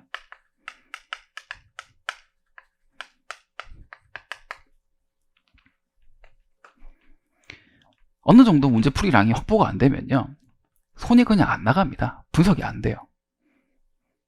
분석을 할 때 분석이 빨라지는 이유는 익숙해지는 게 사실은 처음입니다. 익숙해짐이 이제 너무 당연하게 되면 또 안 좋은 결과가 이어질 수 있는 건데, 아니 문제를 봤는데 필연지 공식과 박스가 있어요. 그걸 우리가 분석하고 있지는 않잖아요.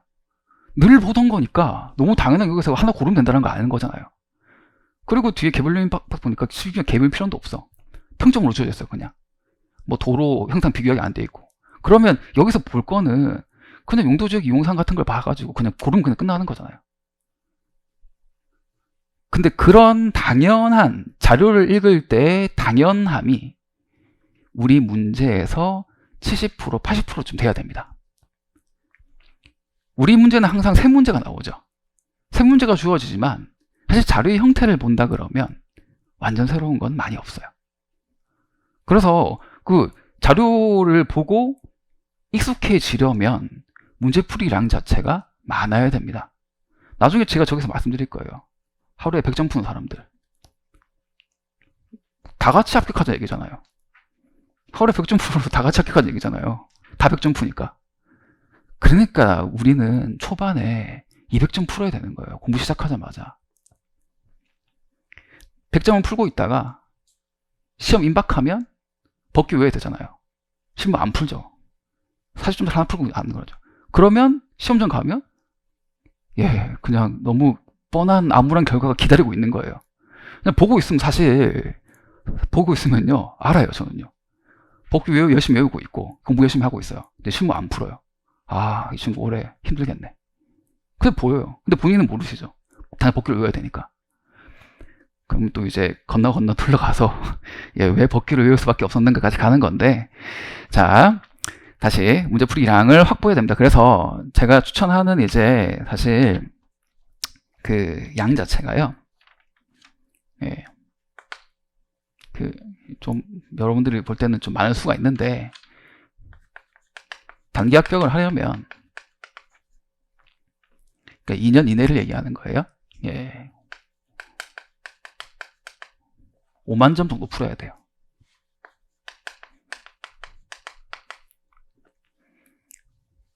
제가 얘기할 때 제 초급, 중급, 기출, 그 다음에 스터디까지 해서 7753을 다 채우면 5만 점입니다. 그냥 5만 점이에요. 제가 직장인분들한테 553이라고 말씀드리죠. 5만 점이 안 됩니다. 확률은 낮을 수밖에 없죠. 근데 그거라도 안 하면 명가락을 또 못할 정도의 풀이량인 거예요. 3만 점이 채 안 되거든요. 근데 여러분 하루에 100점 풀면 몇 점 되냐면요, 2.5만 점이 안 돼요. 근데 그것도 매일매일 월화 수목금을 다 풀었던 전제예요. 100점씩. 근데 주말에 와가지고 이제 스터디 하잖아요.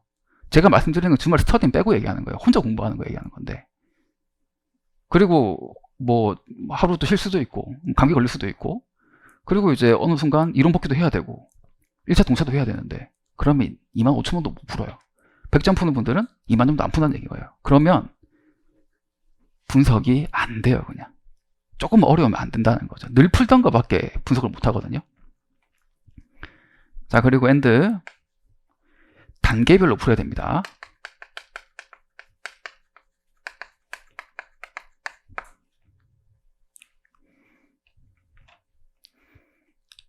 저기서 또 말씀드릴 건데, 그 스터디 문제만 푸는 사람이 있어요.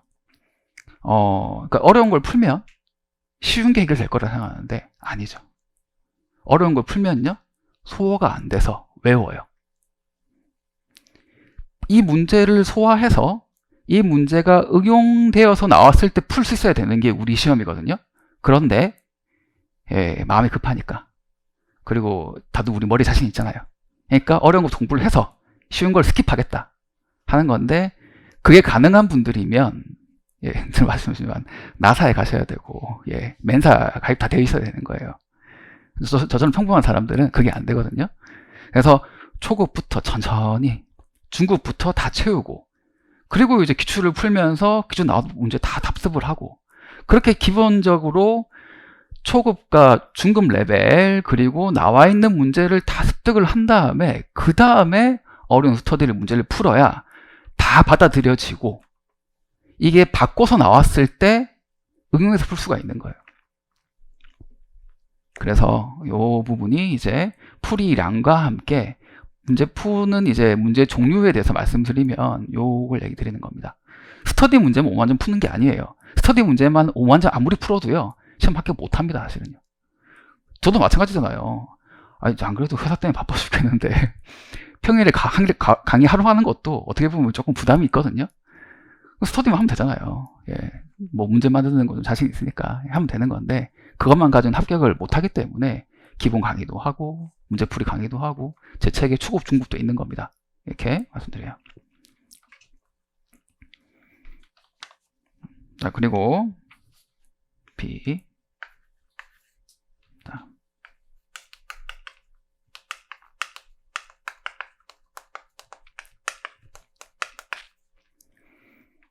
요 네 번째 얘기인데요. 자, 요거를 하고 들어오셔야 됩니다. 자, 반농담처럼 자주 말씀드린 내용이 있죠. 스터디 딱 열었는데 누군가는 5분 정도 되자마자 바로 계산기를 칩니다. 쓰고 있어요. 그러면 늘 말씀드리는 거, 한 명 제꼈다라는 거. 문제를 제대로 보지도 않고 들어온 거예요. 아니, 읽기만 해도 5분이 걸릴 수가 있는데 5분에 벌써 답안지 쓰고 있단 말이죠. 공식화 기준법 쓰고 있는 거예요. 근데 어떡하죠? 예, 공식화 기준법. 토지평가가 아닐 수도 있잖아요. 공식화 기준법은 배운법 쓰라고 읽은 걸 수도 있는 건데 그거 하고 있는 거예요. 문제를 완전히 쥐고 들어와야 됩니다. 쥐고 들어와야 됩니다. 문제에서 어느 한두 개가 이제 모르는 게 있을 수가 있어요. 그거는 생각해도 모르는 거니까 이번 스터디에서 강평 듣고 알면 되는 겁니다. 답안지 보고 알면 되는 거예요. 그거는 또 놔두고 해결되는 거 위주로 해가지고 전체 틀을 다 만든 다음에 들어와야 되는 거예요. 그러면 답안 쓸 때 고민이 없죠. 그러니까 문제 분석은 시간이 조금 들더라도 답안 쓸 때는 멈추면 안 됩니다. 초고수들은 아예 안 멈춰요. 문제 분석 끝난 다음에 쭉 다 써요, 그냥. 계산기 치고 마무리하고. 너무 클리어하고 편하죠. 시간도 지켜지고요. 제가 이제 보통 추천드리는 이제 문제 분석 시간은 30% 정도예요. 조금 어려운 문제는 40%도 괜찮아요. 그러니까 40점짜리 문제를 푸는데 15분을 분석해도 된다는 거예요. 근데 15분을 분석해가지고 모든 걸 다 확정을 해놓잖아요. 그럼 들어와서 40점짜리 답안지 쓰면 우리가 보통 6페이지 정도 쓰면 거의 꽉 차거든요. 여러분 6페이지도 아마 안 나올 거예요, 보통. 한 페이지 쓰는데 몇 분인데, 예, 한 2분? 실무는 한 2분? 계산기 치는 시간 빼고 2, 4, 6, 8, 10, 12 12분밖에 안 걸려요. 진짜 빠르게 푼다고 하면 15분 쓰고 12분 쓰면 27분입니다. 생각보다 계산기 치는 거랑 시상가격 조정 같은 거 할 때 글 쓸 때 시간이 좀 걸리거든요. 그게 사실은 한 10분 걸릴 수도 있어요. 그러면 이제 27, 37 벌써 3분 남네요. 근데 이거는 정말 쉬운 문제 얘기 드리는 거고 보통 이런 정도 시간 안 나오고요. 중급 레벨의 시간을 한다 그러면 15분에서 18분 시간을 쓰고 답안지 쓰는데도 한 15분 걸립니다. 그러면 한 34, 5분? 35분 정도까지 계산기 남기고 좀 되는 거예요. 이게 요즘 추천드리는 가장 적절한 시간입니다. 35분에 끝나는 거예요. 그리고 5분, 10분 정도 안에 계산을 다 마무리를 하는 거죠. 그럼 45분에 끝나고 그리고 예, 합격하고 이렇게. 예.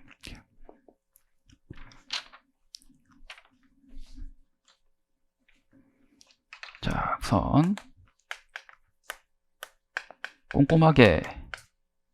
꼼꼼히 읽어야 됩니다. 꼼꼼히 읽기.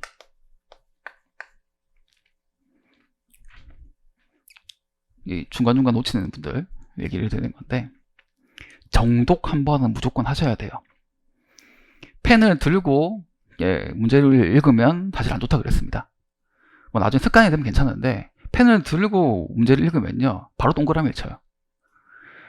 이게 보통 어느 정도 수준에서 많이 되냐면 공부를 한 6개월 정도 하면 이제 실무 좀 하는 것 같거든요. 이제 좀 문제 좀 풀리고 저희 다 아는 것 같아요. 그러면 이제 들고요 들어가자마자 바로 동그라미 칩니다. 표현지 고르고 뭐 고르고 다 하는 거예요. 그런데 내가 아는 것만 치고 있는 거예요. 사실 이 문제는 어떤 분석 자료들이 따로 하나 있어가지고요 함정들이 존재하고 있는 건데 그 문구를 안 읽습니다, 신기하게. 그래서 꼼꼼하게 읽는 습관, 글자 하나하나를 다 읽는 습관이 들어야 돼요. 그게 빨라지는 거죠, 나중에. 그래서 요거 1회 중독할 때는 펜 놓고 손으로 진짜 4년차 이상 됐는데 저는 너무 많이 빠뜨려야 하는 분이 계세요. 그럼 진짜 펜 놓고 손으로 줄 치면서 이렇게 읽으시라고 제가 말씀드려요. 정말. 그럼 신기하게 요거 한두 달만 하면요 예, 다 해결됩니다. 아이고, 예, 죄송합니다. 자, 그 다음 아까 말씀드렸던 꼼꼼하게 읽고 그 다음에 모든 것을 해결해 놓고 자, 그 다음 자, 필요한 것만 표시.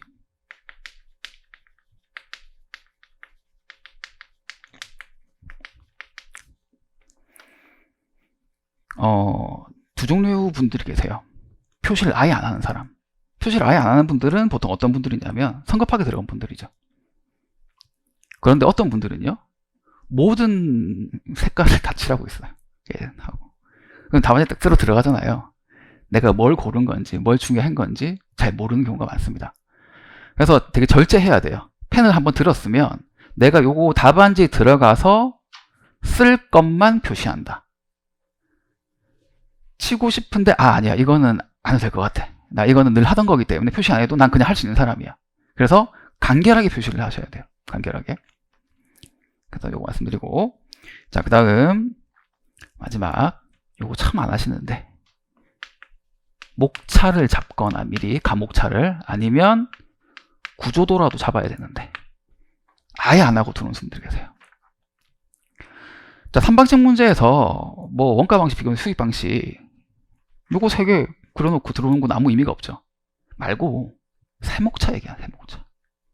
공부를 원래 처음 할 때는 보통 4월 달에 진입을 해가지고 습관이 들어야 되는데, 그해 12월까지는 목차 잡는 걸 계속 해야 되는 거예요.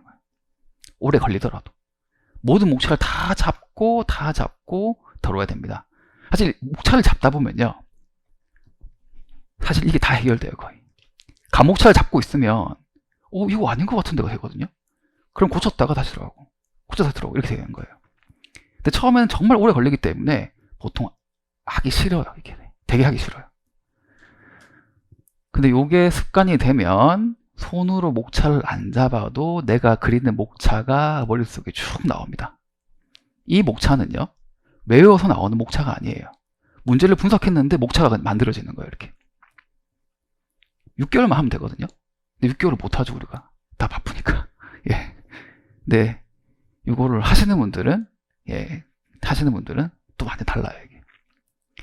사실 그래서 목차를 잡다가 나중에 여기로 오는 거예요. 구조도로. 머릿속에 너무 이질만 하면 좀 불안하거든요. 그리고 큰 40점짜리 문제예요. 목차가 되게 다양하게 쪼개지는데 그거를 일일이 다 쓸 필요는 없고 이미 좀 그려지니까. 그래서 구조도만 쭉쭉쭉 해가지고 그려놓으면 나머지 약간 세목차들은 다 해결되는 거니까. 그러니까 구조도를 그려놓고 세목차 중에서 강조해야 될 것만 써놓는 거예요. 강조해야 될 것만.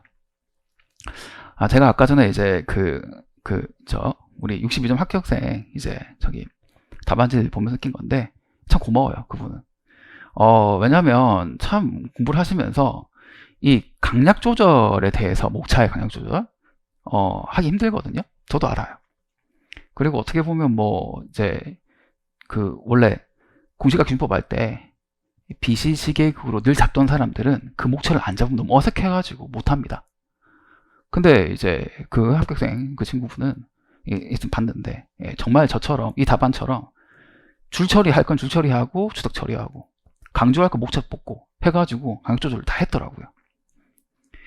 그러니까 시간 내에 풀 수가 있는 건데, 그리고 득점을 다 받는 건데요. 이 목차 잡는 것과 구조도를 하는 것, 요거 한번 생각해 보세요. 내가 답안 작성 들어왔는데 왜 이렇게 X를 많이 칠까? 내가 왜 고민을 많이 할까? X 2번 치면 시험 되기 힘들다 그랬죠, 제가. X는 한 번까지만 허용되는 겁니다, 시험장에서. 2번 치면 그 문제 무조건 꽈락이에요. 네. 그래서 답안 작성을 쭉 하기 위해서 문제 분석이 충분해야 되고, 그 문제 분석이 충분하다라는 것은 뭐란가라는 건데, 이거를 얘기하는 겁니다. 이거. 네, 여기까지 말씀드리고, 자, 요건데요. 3번.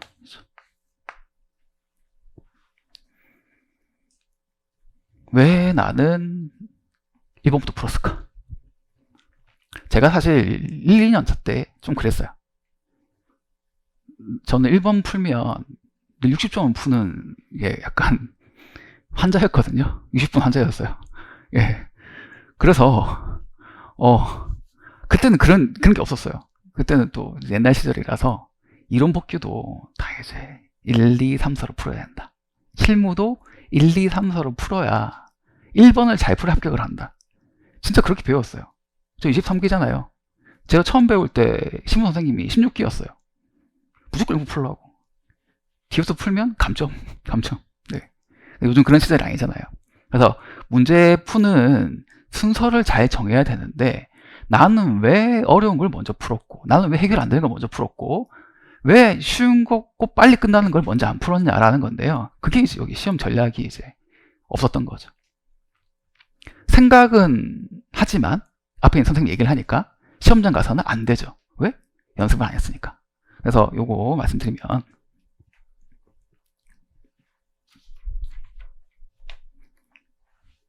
여기서 하나 빠졌는데 좀 이따 말씀드리겠습니다. 자, 네.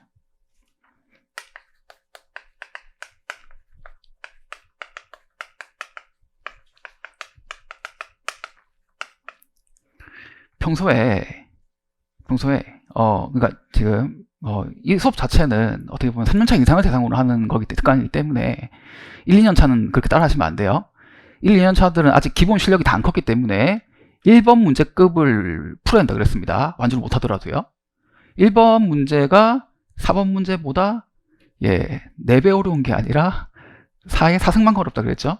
그래서 1번부터 풀어야 되고, 그 말고 원래 1, 2, 3, 4 다 잘 푸는 사람인데 시험 전략에 따라 가지고 완주를 했다 못했다 한 사람들 있잖아요. 그런 분들을 얘기하는 거예요. 그래서 사실 2년차 기준으로 봤을 때 제가 한 3기 중반 4기쯤 되면 이걸 하라고 말씀드리거든요. 이제는 시험장 가야 되니까, 그러면 가서 쉬운 거 먼저 풀어야 되니까 하는 건데, 요거를 여러 번 연습해야 됩니다. 항상 회차마다 달라요. 이게 보통 근데 일반적 룰은 있죠.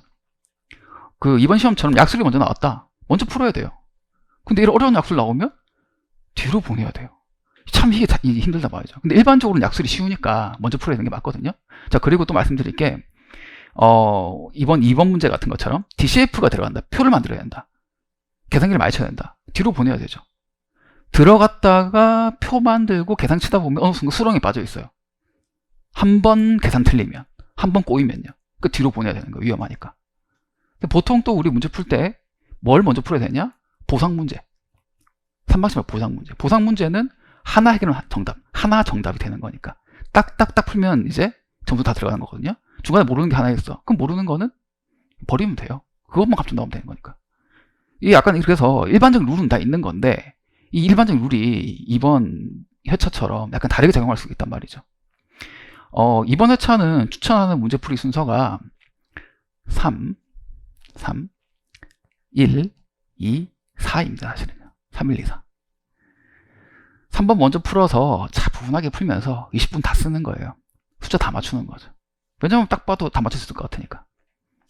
자, 그 다음에 1번, 자, 1번으로 가서 역시 토지 건물 하고, 공사비 만들고, 직접 하는 법 하고. 근데 약술은 잘 모르겠어. 구조축 3개 쓴 다음에 비오나, 일단. 그리고 2번으로 옵니다. 자, 이쯤 되면 시간을 좀 아꼈잖아요. 마음이 약간 여유가 생겨요.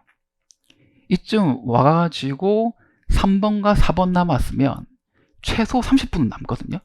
그래서 30분 남았을 때 약술 1개와 30점짜리 문제가 있다 그러면 마음이 좀 편해져요.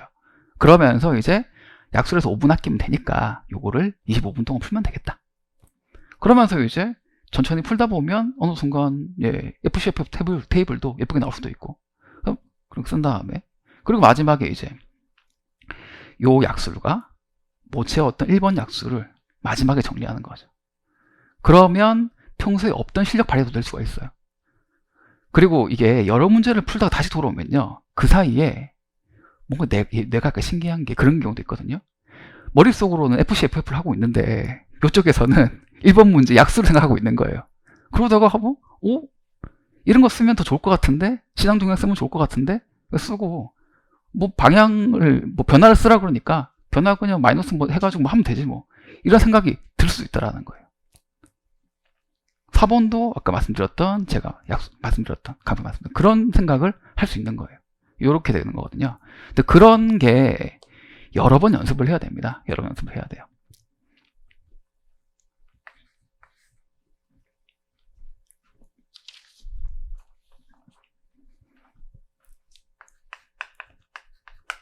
기본 문제, 심화 문제를 구분해야 됩니다. 역시 뭐 비슷한 얘기죠. 어떻게 보면.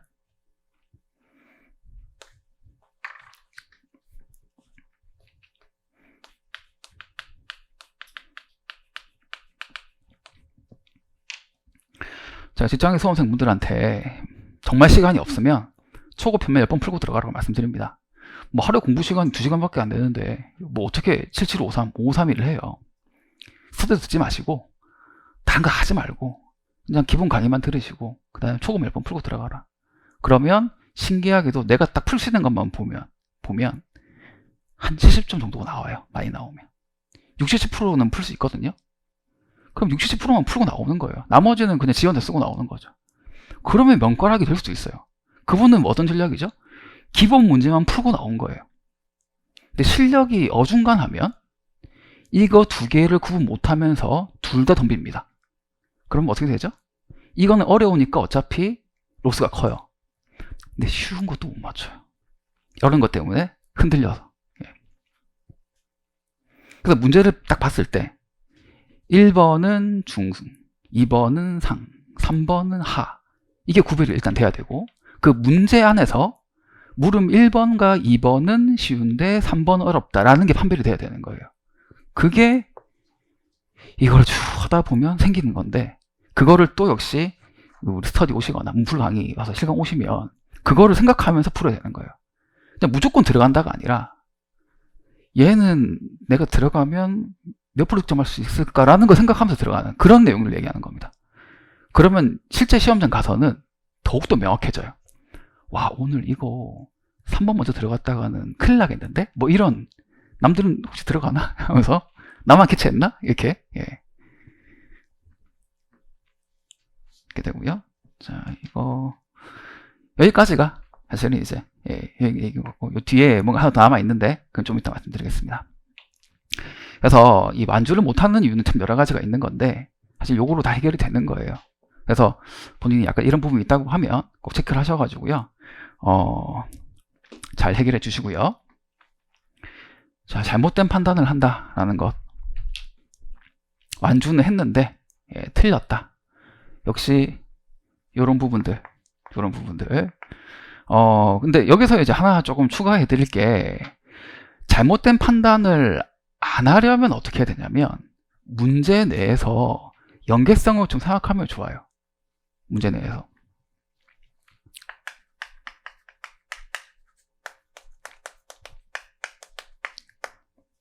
물음 1이 이런 결과고 물음 3이 이런 결과입니다. 그럼 물음 2가 엉뚱하게 나오면 안 되는 건데 여러분들 요거는 작년 2번 문제 약간 약술 비슷했던 그 문제에서 정말 이제 필요했던 능력이죠. 문제 안에서 여러 가지 내용이 나오는데 아니 터널이 뚫렸는데 마지막에 갑자기 경쟁 내용 쓰기 얘기를 하고 있어요. 예. 그러니까 결국에는 경제적 감가를 얘기하는 건데 그럼 그 중간중간에 여러 가지 물음들이 중간 터널이 뚫림으로 인해 가지고 동네가 핫해지니까 낡은 건물을 철거해야 돼 라는 논리로 이어지는 건데 물론 이거를 캐치를 바로 하는 게 쉽지는 않죠. 근데 어쨌든 이런 흐름 안에서 뭔가 생각을 하면 중간중간에 변수들이 있어 가지고 해결되는 게 많다라는 거예요. 뭐 조금 이번 문제로 생각해 보면 아까 문제 1번에서 물음 3번 물음 3번 물음 2번 예. 저기 이제 경비율이랑 환원 결정할 때 추세 분석이라 말씀드렸는데 그러면 또 동네가 좀 안 좋으니까 안 좋은 율로 결정하나 보네 약간 이런 느낌으로 또 이제 가면 실수를 안 한다라는 거예요. 그러니까 그러니까 모르는데 잘못된 판단이 아니라 아는 건데도 판단 잘못하는 거는 이런 부분으로 좀 해결이 되는 거니까 문제 내의 구조를 좀 파악하는 것, 예, 그 흐름을, 그러니까 분위기를 파악하는 것, 요 내용을 좀 말씀드리고 싶었어요. 놓치는 부분이 많다. 꼼꼼히 읽기만 하면 돼요. 정말 요것만 하시면 되거든요. 근데 이거 참 어렵습니다. 어려워요. 마음이 급하니까. 하지만 하실 수 있어요. 착각을 하거나 그다음 실수를 하거나. 자, 뭐 착각이 발생할 수 있는 부분이니까 어쩔 수가 없습니다. 그런데 사실 많이 연습하면 착각도 안 해요. 연계성과 상관 안 하거든요. 근데 오늘 말씀드릴 게 요 얘기인데요. 계산 실수 얘기인데 제가 계산만 말씀드리는 게 아니라 글씨도 말씀드리고 싶어요. 글씨. AB, 여긴 AB 있고 여기에 C번호를 여기 쓸게요. 네. 답안지를 막힘없이 쓰는 내용 중에 하나가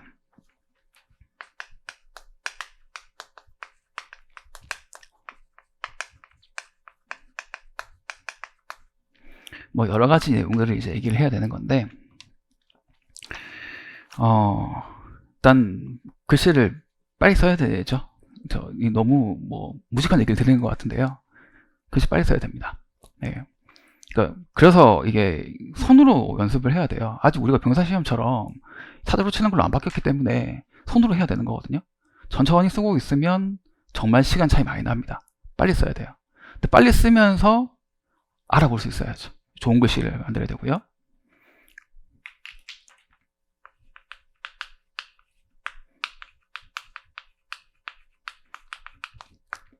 좋고 빠른 글씨를 여러분들은 연습을 하셔야 돼요. 글씨가 정말 좋은 사람과 글씨가 정말 안 좋은 사람들은요, 몇 점 차이 난다고 할까요? 네. 심리적으로는 5점 이상 차이 난다고 보고 싶은데 한 2점 말씀드리겠습니다. 평균 2점이요. 어쩔 수가 없습니다. 저도 참 지금까지 채점을 많이 해오면서 글씨가 좋은 분들한테 뭔가 점수가 더 가는 건 어쩔 수가 없어요. 그리고 글씨가 너무 안 좋으면 그냥 그거 같아 보이거든요. 근데 안 줘버려요. 그냥 안 줘버려요. 말씀드리잖아요. 우리 채점 위원분들, 예, 올해도 제가 카더라로 들으면 건너 들으면 한 60대가 다 넘으셨는데, 예, 어떻게 되겠어요? 다 그분들, 인생에 여유가 있으시고, 마음에, 뭐랄까, 우리 새로운 합격생을 맞이하는 이제 자유로움이 있으시기 때문에 최대한 꼼꼼히 봐주실 겁니다. 하지만 사람은 사람이거든요. 그래서 좋은 글씨로 빠르게 써야 되는 걸 얘기 드리고 싶고요. 백강고시체 해야 될 분들이 있으실 겁니다. 아직도 백강고시체 이상의 고시체는 없는 걸로 알고 있습니다. 그래서 연습 꼭 하셔가지고요, 글씨를 바꾸시기 바랍니다. 그리고 자, 간결한 문장인데, 자, 이제 좀 수준 좀 높으면 말을 막 써요. 이제 답안지에다가 언급하고 싶고 가점 받고 싶고 하잖아요. 근데 요게 적당해야 됩니다. 투머치가 되면 안 돼요. 특히 가점 포인트에 대해서 착각을 되게 많이 하시는데, 오늘도 제가 여기 점수 해드렸잖아요. 제가 해둔 요 채점 기준표랑 제가 여기 나와드린 답안 옆에다가요, 이 답안 옆에 이 점수를 써보세요. 써보시면요, 우리가 시험 실제 점수가 0.1점 단위로 매겨지지 않잖아요. 해보면 거의 0.5점 단위거든요. 뭐 1점 단위나 0.5점 단위예요. 그렇게 점수가 들어가는 건데, 이 점수를 여기다 배분을 해보시면 이것마저도 점수가 빡빡하다 느끼실 거예요. 심지어 이거 100점 만점이거든요. 100점 만점이에요. 100점 만점인데 이걸 여기 넣어도 빡빡해요. 그러면 뭐 이게 또 다른 학원 답안지 얘기하는 것 같은데, 뭐 가격조사 완료일 구조 이항 해가지고 그거 쓰는 거, 시장가치 쓰는 거, 그게 의미가 있냐 이거예요. 문제에서는 당연히 시장가치로 낸 건데 왜 시장가치로 평가한다고 문구를 왜 써요? 그렇잖아요. 그러니까 투머치 문구는 아예 없애야 되는 거고, 답이 되는 문장이라도 최대한 줄여 써야 되는 겁니다. 최대한 줄여서. 제 답안지가 지금 한 줄에 15자 크기 정도 되기 때문에 지금 2줄, 3줄이 들어가는 건데요. 여러분들은 저보다 글씨가 작으시기 때문에 더 적게 들어갈 겁니다. 그러니까 같은 줄을 쓰면 안 된다는 거예요. 같은 줄을 쓰실 거면 저만큼 글씨 커야 돼요. 저게 제가 수험생활 4년 동안 하면서 했던 백강고시체로 답안지를 꽉 차게 쓰면 나온 글씨 크기입니다. 그대로. 그래서 저거 꼭 저렇게 해주시고 문장을 간결하게 쓰는 거 연습 많이 하셔야 됩니다. 자, 그리고 그 다음 계산기.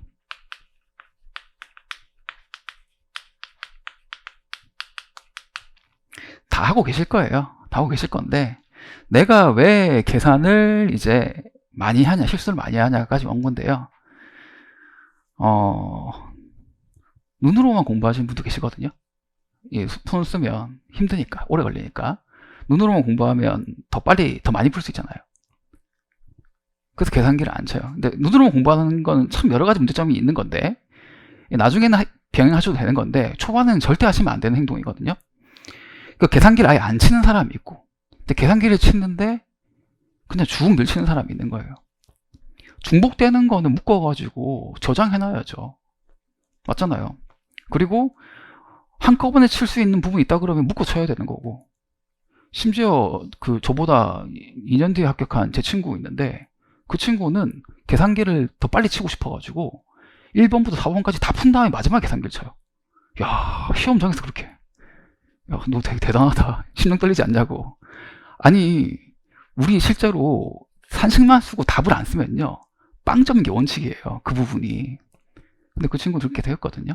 빨리 치고 싶어가지고. 그래서 근데 그 친구가 그렇게 할 수 있었던 이유 자체는 역시 계산기를 효율적으로 치기 때문에, 마지막에 남겨도 내가 10분만 남아있어도 1, 2, 3, 4 다 친다라는 자신감이 있는 거예요. 그런 것들. 그래서 계산기 효율적으로 치시고, 빨리 치려면 왼손으로 연습을 해야 되고, 왼손 연습할 때 손의 감각으로 쳐야 되고, 손의 감각으로 치는데 화면을 보고 쳐야지, 그리고 한 번만 쳐야지. 그렇죠? 내 손을 보면서 여러 번 치면 실력이 늘지 않는다라는 거죠. 네, 까지 말씀드리고, 자, 거의 다 말씀드린 것 같습니다. 자, 여기서 여러분들이 이제 고득점으로 가는 거 하나만 말씀드리면, 시험 전략 마지막 시인데요. 나만의 필살기를 준비하는 건데요. 이 필살기는 여러분들이 사실 준비할 필요는 없습니다. 제가 다 해드려요. 제가 답안지 뭘 하시면서 이런 거는 강좌에서 보여주면 좋다라는 내용들이 있잖아요. 근데 그거를 실제로 제가 낸 문제를 다시 풀라고 하면 하시는데 비슷하게 바꾸면 못 하시는 거거든요. 그래서 완전 암경으로 공부하는 사람은 필살기도 따로 암기해서 준비를 해야 돼요. 맞는 건데 사실 우리는 그럴 필요는 없거든요. 우리는 자연스럽게 하는 과정에서 문제에 맞춰서만 풀어도, 그리고 출제자가 이걸 중요하게 생각하는구나, 요거를 목차화만 시켜도, 그리고 실제 중요하게 생각하는 거니까 주석만 하나 더 넣어도 그게 다 필살기가 되는 거예요. 이거는 이제 60몇 점 이상 받는 분들이 이제 하는 행동들이거든요. 그래서 요거는 이제 공부를 하면서 해결하시면 되겠습니다. 자, 마지막으로 이제 요것만 하고 끝내겠습니다. 자, 체크리스트를 만들어야 되는데,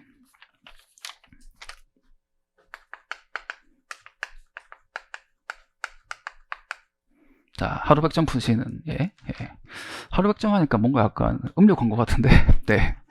하루 100점만 풀면 합격하기 쉽지 않습니다. 최소한 공부를 처음 시작했을 때는요, 한 반년 이상은 200점 이상 풀어야 돼요. 저는 합격하는 마지막 해 4년차 때 하루에 400점 풀었습니다. 네, 400점을 하루 종일 푸는 게 아니라 오전 8시부터 오후 1시까지 5시간 만에 풀었어요. 그럼 어떻게 푸냐면 1번 문제급 중에 좀 풀어봐야 될 만한 어려운 것들 있잖아요. 그것만 2개만 숫자까지 다 칩니다. 그 나머지는 문제 분석을 하는 거예요. 문제 분석을 했는데 목차가 좀 복잡하게 구성되는 문제 같아. 그러면 목차만 쓰고 끝냅니다. 보통 3, 4번 문제급인데 기본 문제가 나오거나 약술이 나오거나 간단하게 나왔다 그러면 문제 분석하고 그냥 끝냅니다. 그러면 400점을 푸는데도 다 풀 수가 있어요. 5시간 안에 보기까지 다 해가지고요. 근데 요거는 초년차분들은 하시면 안 되는 행동입니다. 하루에 그럼 80점밖에 계산기를 안 친다는 얘기거든요. 안 되고요. 3년차 이상 분들이 실무감을 확 끓이고 올리고 싶다고 한다고 하면 100점을 확 늘리면서 계산기 치는 거를 조금 줄이는 형태. 그래서 뭐 300점인데 100점 푼다, 뭐 그런 거, 뭐 400점인데 80점 푼다, 500점은 보통 너무 힘들어서 잘 힘들고 1번급 하나만 풀고 나머지를 전부 다 이렇게 간이하게 푼다라는 건 되는 거거든요. 그래서 그거는 여러분들이 그렇게 해야 될 때가 파악이 될 거예요. 그때 하시는 게 좋겠습니다.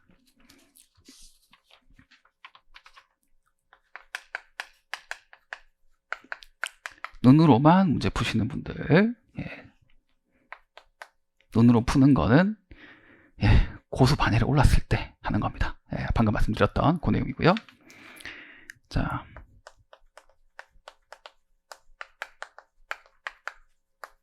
기계적으로 문풀을 하고요. 복기를 할 때 답안만 보고 끝내는 분들입니다. 쉬운 문제 그렇게 하셔도 돼요.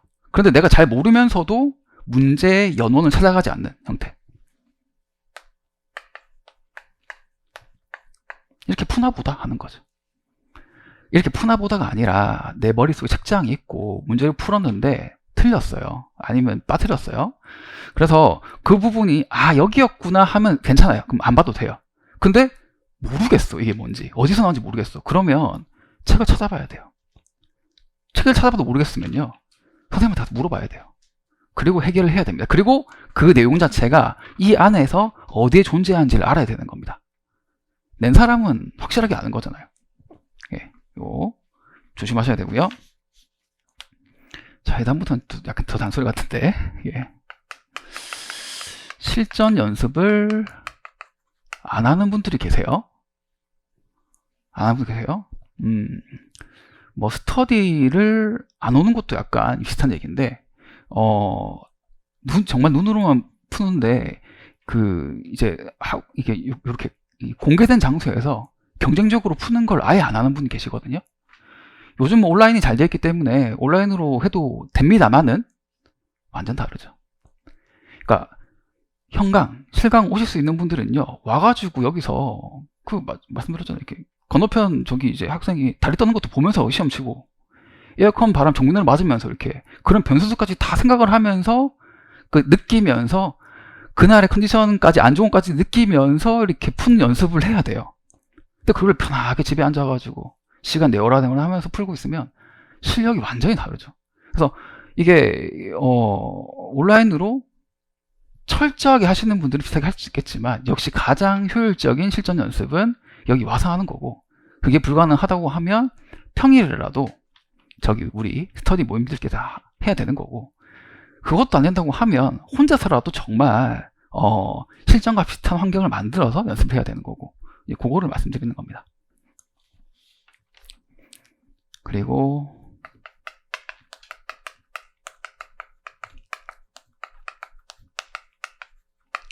답안지 안 낸 분들 많습니다. 답안지를 안 내면 어떻게 되죠?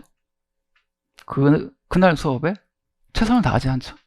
쓰다가 좀 막히면 안 내 오늘 해버리는 거죠. 정말 안 좋은 습관이에요. 이거는 특히나 다연차가 될수록 잘 안 합니다. 잘합니다. 왜냐하면 자기는 잘하는 사람이거든요. 주위에서 봤을 때 점수 올라가는 게 무서운 거예요.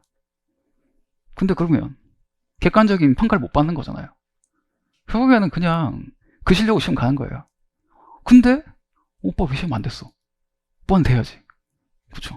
근데 그 사람이 평소에 같이 풀 때는 잘 풀지만 와가지고 이렇게 실전에서 등수 매겨진 본 적이 없는데, 그렇죠?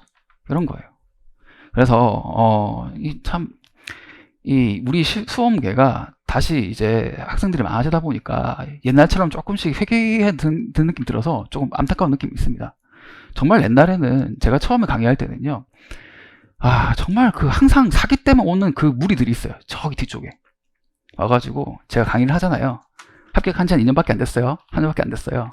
그럼 나이대도 약간 비슷하잖아요. 비슷한데 제가 쫙 팔짱 끼고 앉아가지고요, 저게 강의를 잘하나 못하나 이제 구경하는 거예요. 그런데 답안지 아무도 안 내요. 또 우르르 몰려서 담배 피고 이렇게. 예. 정말 마음이 안타깝습니다. 예. 답안지 꼭 내셔야 됩니다. 자, 어려운 스터디 문제를 위주로 공부하는 사람 습관.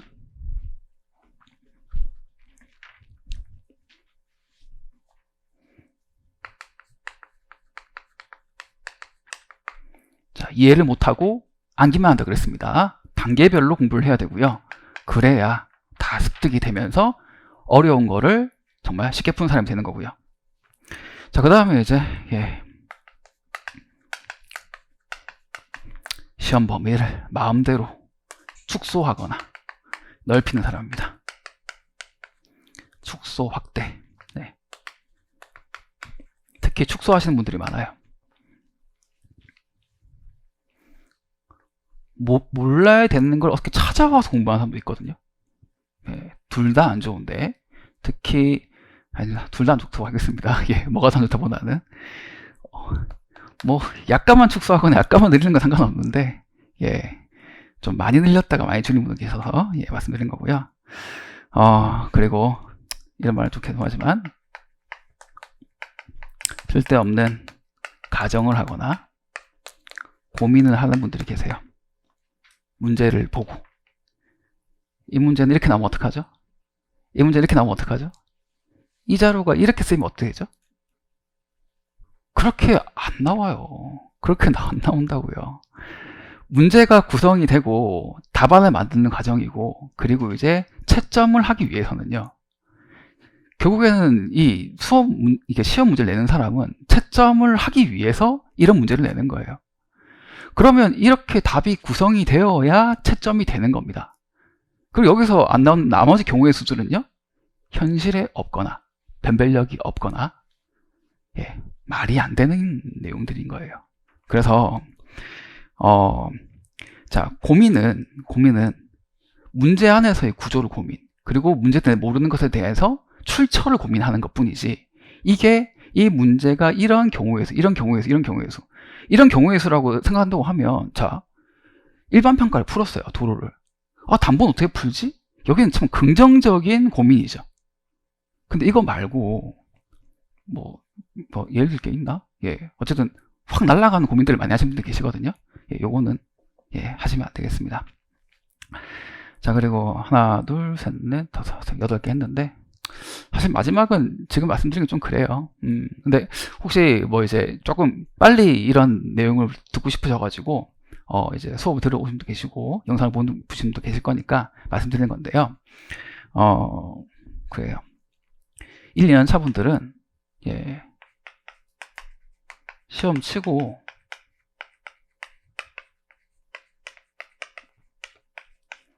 참 글씨도 예쁘게 안 써지는데 예, 별로 안 쓰고 싶어서 시험 치고요. 예, 생동차 시험 치셨는데 3개월 쉬는 사람이 있어요. 발표할 때까지. 예, 그쵸? 발표할 때까지 하다가, 그리고 저는 솔직히 말씀드릴게요. 요즘의 경쟁률로 본다고 하면 2년차 시험 치고 난 다음에 쉬면 안 됩니다. 자, 쉬는 거는 우리가 보통 시험을 치고 나면 이제 7월달이니까 예, 7월까지만 쉬시는 거예요. 8월, 9월, 발표나는 10월까지는 공부하셔야 됩니다. 그래야 그 다음 해에 반드시 붙을 수가 있어요. 3개월 푹 쉬어버리면요, 뭐 풀 수 있는 실무가 몇 점이에요, 사실. 그렇잖아요. 근데 공부를 시험을 친 다음에 안 하게 되면 그 다음 해도 힘들고 그 다음 해도 힘들고, 그래서 보통 2년차 끝나고 뭐 하죠? 동차 다 준비하죠. 다시 1차 공부하는 거예요. 자, 1차 공부한 다음에 또 쉬잖아요? 4월달 됐어요. 작년 7월에 시험 친 실력에서 하나도 안 올랐습니다. 왜? 2차 공부를 안 했으니까. 심지어 더 퇴보했어요. 다시 3개월 동안 뭐 하죠? 본인 실력을 끌어올리고 또 들어갑니다. 그러니까 3년 차에 안 되는 거예요. 3년 차에 되는 대부분의 수험생들은 이 몇 개월을 쉬지 않습니다. 혹시 안 될 수 있으니까. 정말 잘 치고 나와도 요즘 2년차 합격생이 많기 때문에 정말 잘 치고 나온 분들이 계세요. 본인 스스로 확신하는 사람도 있어요. 하지만 우리 인생이란 건 100% 넘는 거잖아요. 미리 대비를 해야 되거든요. 대비만 해놓으면 로스를 1년으로 끝내는 거지 또 1년이 되지는 않는다는 거죠. 근데 웃긴 건 3년 차가 됐는데도 또 3개월 쉬는 사람이 있어. 4년 차 어떡할 건데, 그렇잖아요. 4년 차니까 시간 많은 줄 알아? 안 많아요. 또 10월 되잖아요? 하다 보면 또 12월, 1월이에요. 그러면 또 7개월이고. 아이고, 동차생도 올 때까지 좀 기다려야지. 한 4월이잖아요. 4월 되면 꼭 3개월밖에 안 남았어. 그러니까 그럼 인생이 계속 늘어지잖아요. 이렇게 어서 빨리 합격을 하셔가지고 이렇게 들어오셔가지고요, 저랑 같이 일하셔야죠. 예, 얼마나 재밌는데요. 감정평가 정말 재밌습니다. 그리고 재밌는 이유는 예, 뭐 여러 가지 뭐 오라벨이라던가 있겠지만 역시 수입적인 측면도 정말 괜찮아요. 여러분들이 그 유튜브 함부로 많이 보시면 안 돼요. 뭐 평가서 어렵다 이런 거 나오는데, 다시 말해서 유튜브 하는 분들은 누구? 전연차들 평가사 중에 합격한 지 얼마 안 되신 분들 많이 해요.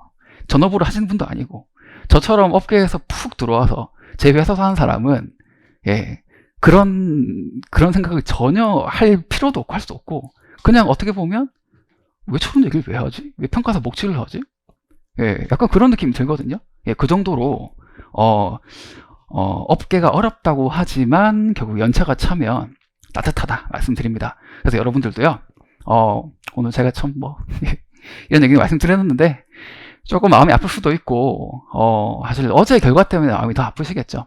하지만 오늘 이 강의를 들으시고, 어떻게 하면 되겠다라는 확신이 있었으면 좋을 것 같아요. 그리고 그 확신을 가지고 정말 바짝 1년만 하면 같이 이제 우리 업계에서 같이 일할 수 있는 거거든요. 그래서 오늘 조금 힘드셨겠지만 오늘 수업 잘 정리하셔가지고요, 내년에는 꼭 합격하시길 바라겠습니다. 자, 그러면서 우리 또 다음 수업 뵙는 걸로 하고요, 오늘 이렇게 마치도록 하겠습니다. 감사합니다.